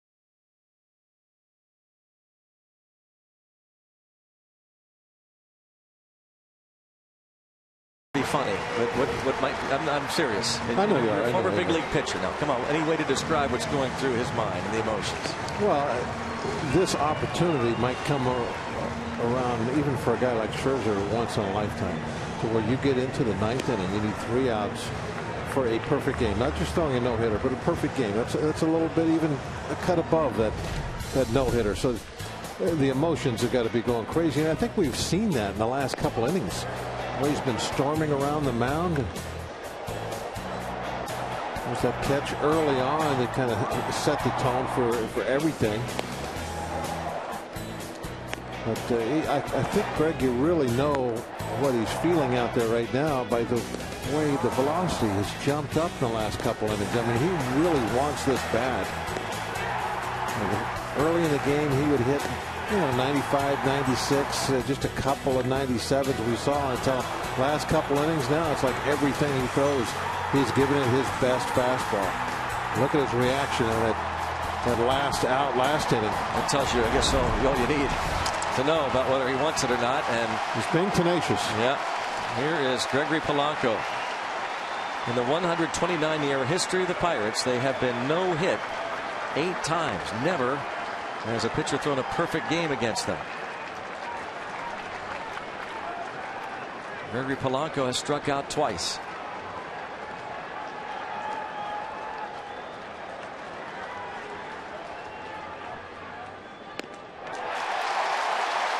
And that's going really at Polanco's strength there. Fastball. He's a fastball hitter. He likes the ball up. Went right up there at it and got it by him.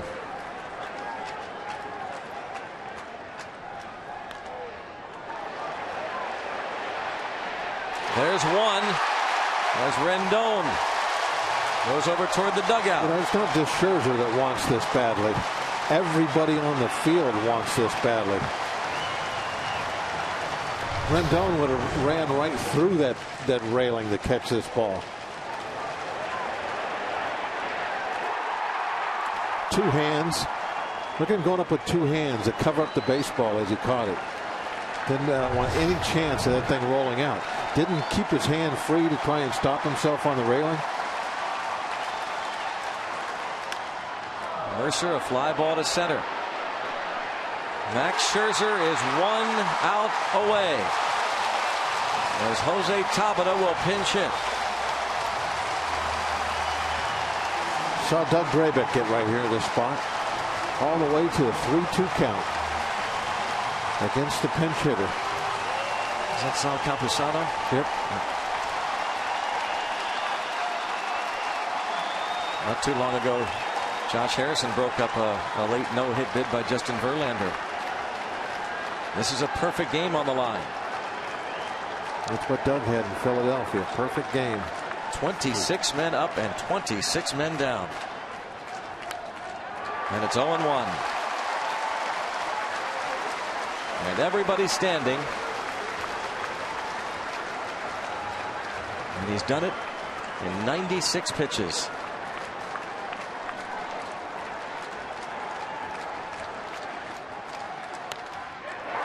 Two strikes on the pinch hitter Tabata.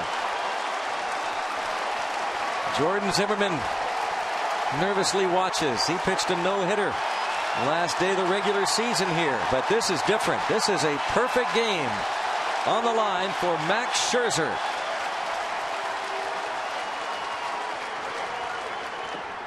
1-2.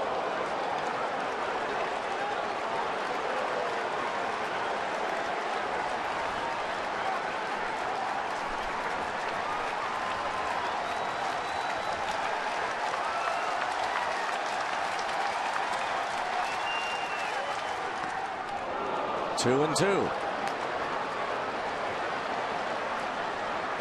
Max Scherzer, the St. Louis, Missouri native, 30 years old in his first year with the Washington Nationals after 5 previous seasons with the Tigers. Came to the big leagues with the Diamondbacks. 2-2. Oh, protective half swing by Tabata. How quickly Scherzer going to get the first? Record time.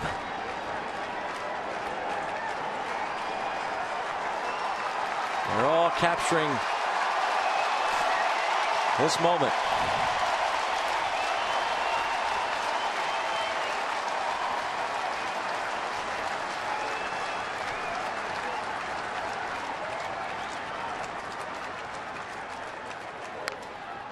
And it remains 2-2. Interesting, if it gets to 3-2, how big of a piece of the strike zone does he decide to take? That was the decision that Drabek had. And Drabek decided to go fastball in the strike zone and find out what was going to happen right there. And he did not want to mess with a possible base on balls.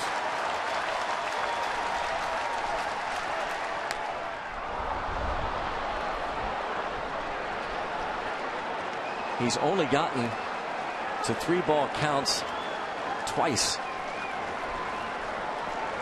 This is going to start making him a little nervous, all these foul balls.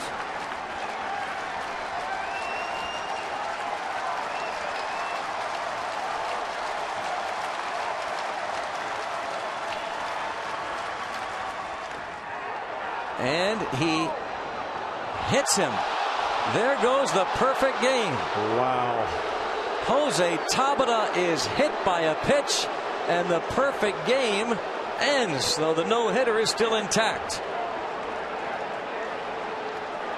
Who would have thunk that one? Tabata hit by the pitch.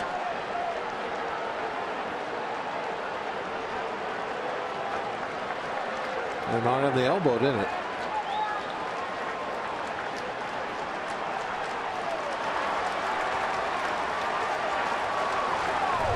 No hitter.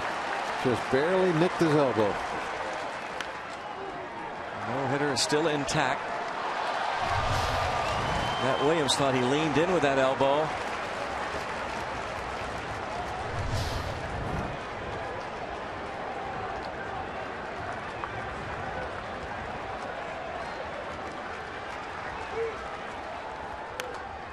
And it's 0-2.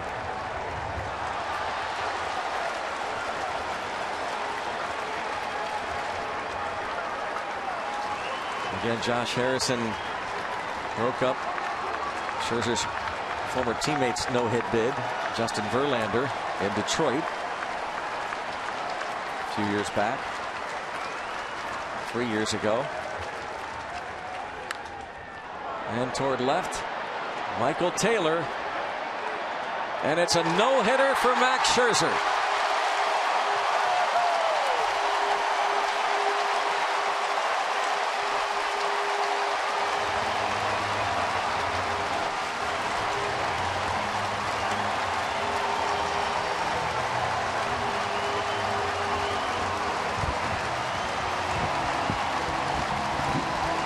Span getting a pretty good hit there. They're easy. The second no-hitter in Washington Nationals history. He joins Jordan Zimmerman. Well, they got to be pretty happy with their free agent signing, huh? The way he has pitched this season. Amazing stuff. It's the 4th time a pitcher has thrown a no-hitter in the history, in Major League history, of baseball in Washington.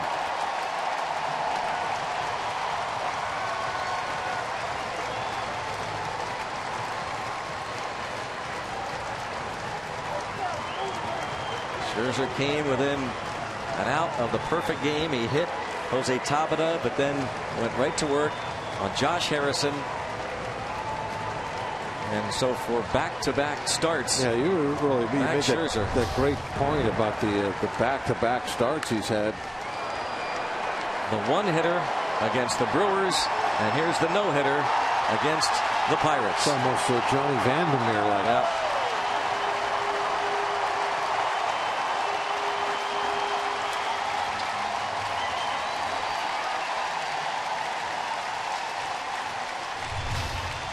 Max Scherzer makes history. And what will he do in his next start? And the Nationals blank the Bucks. A 6-0 final. Francisco Liriano on the wrong end of this Scherzer masterpiece. As he goes through the roster and the coaches, salutes the crowd.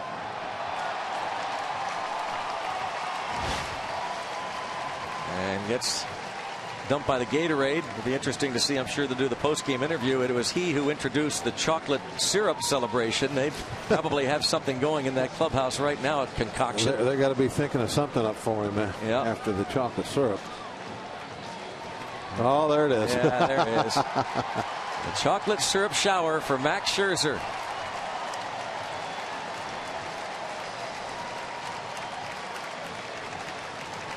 What a performance. What a pitcher.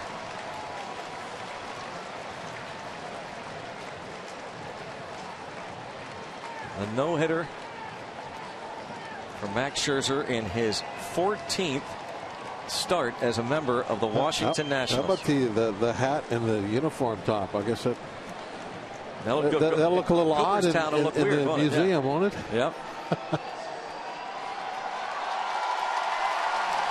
They're celebrating here. Max Scherzer is all smiles.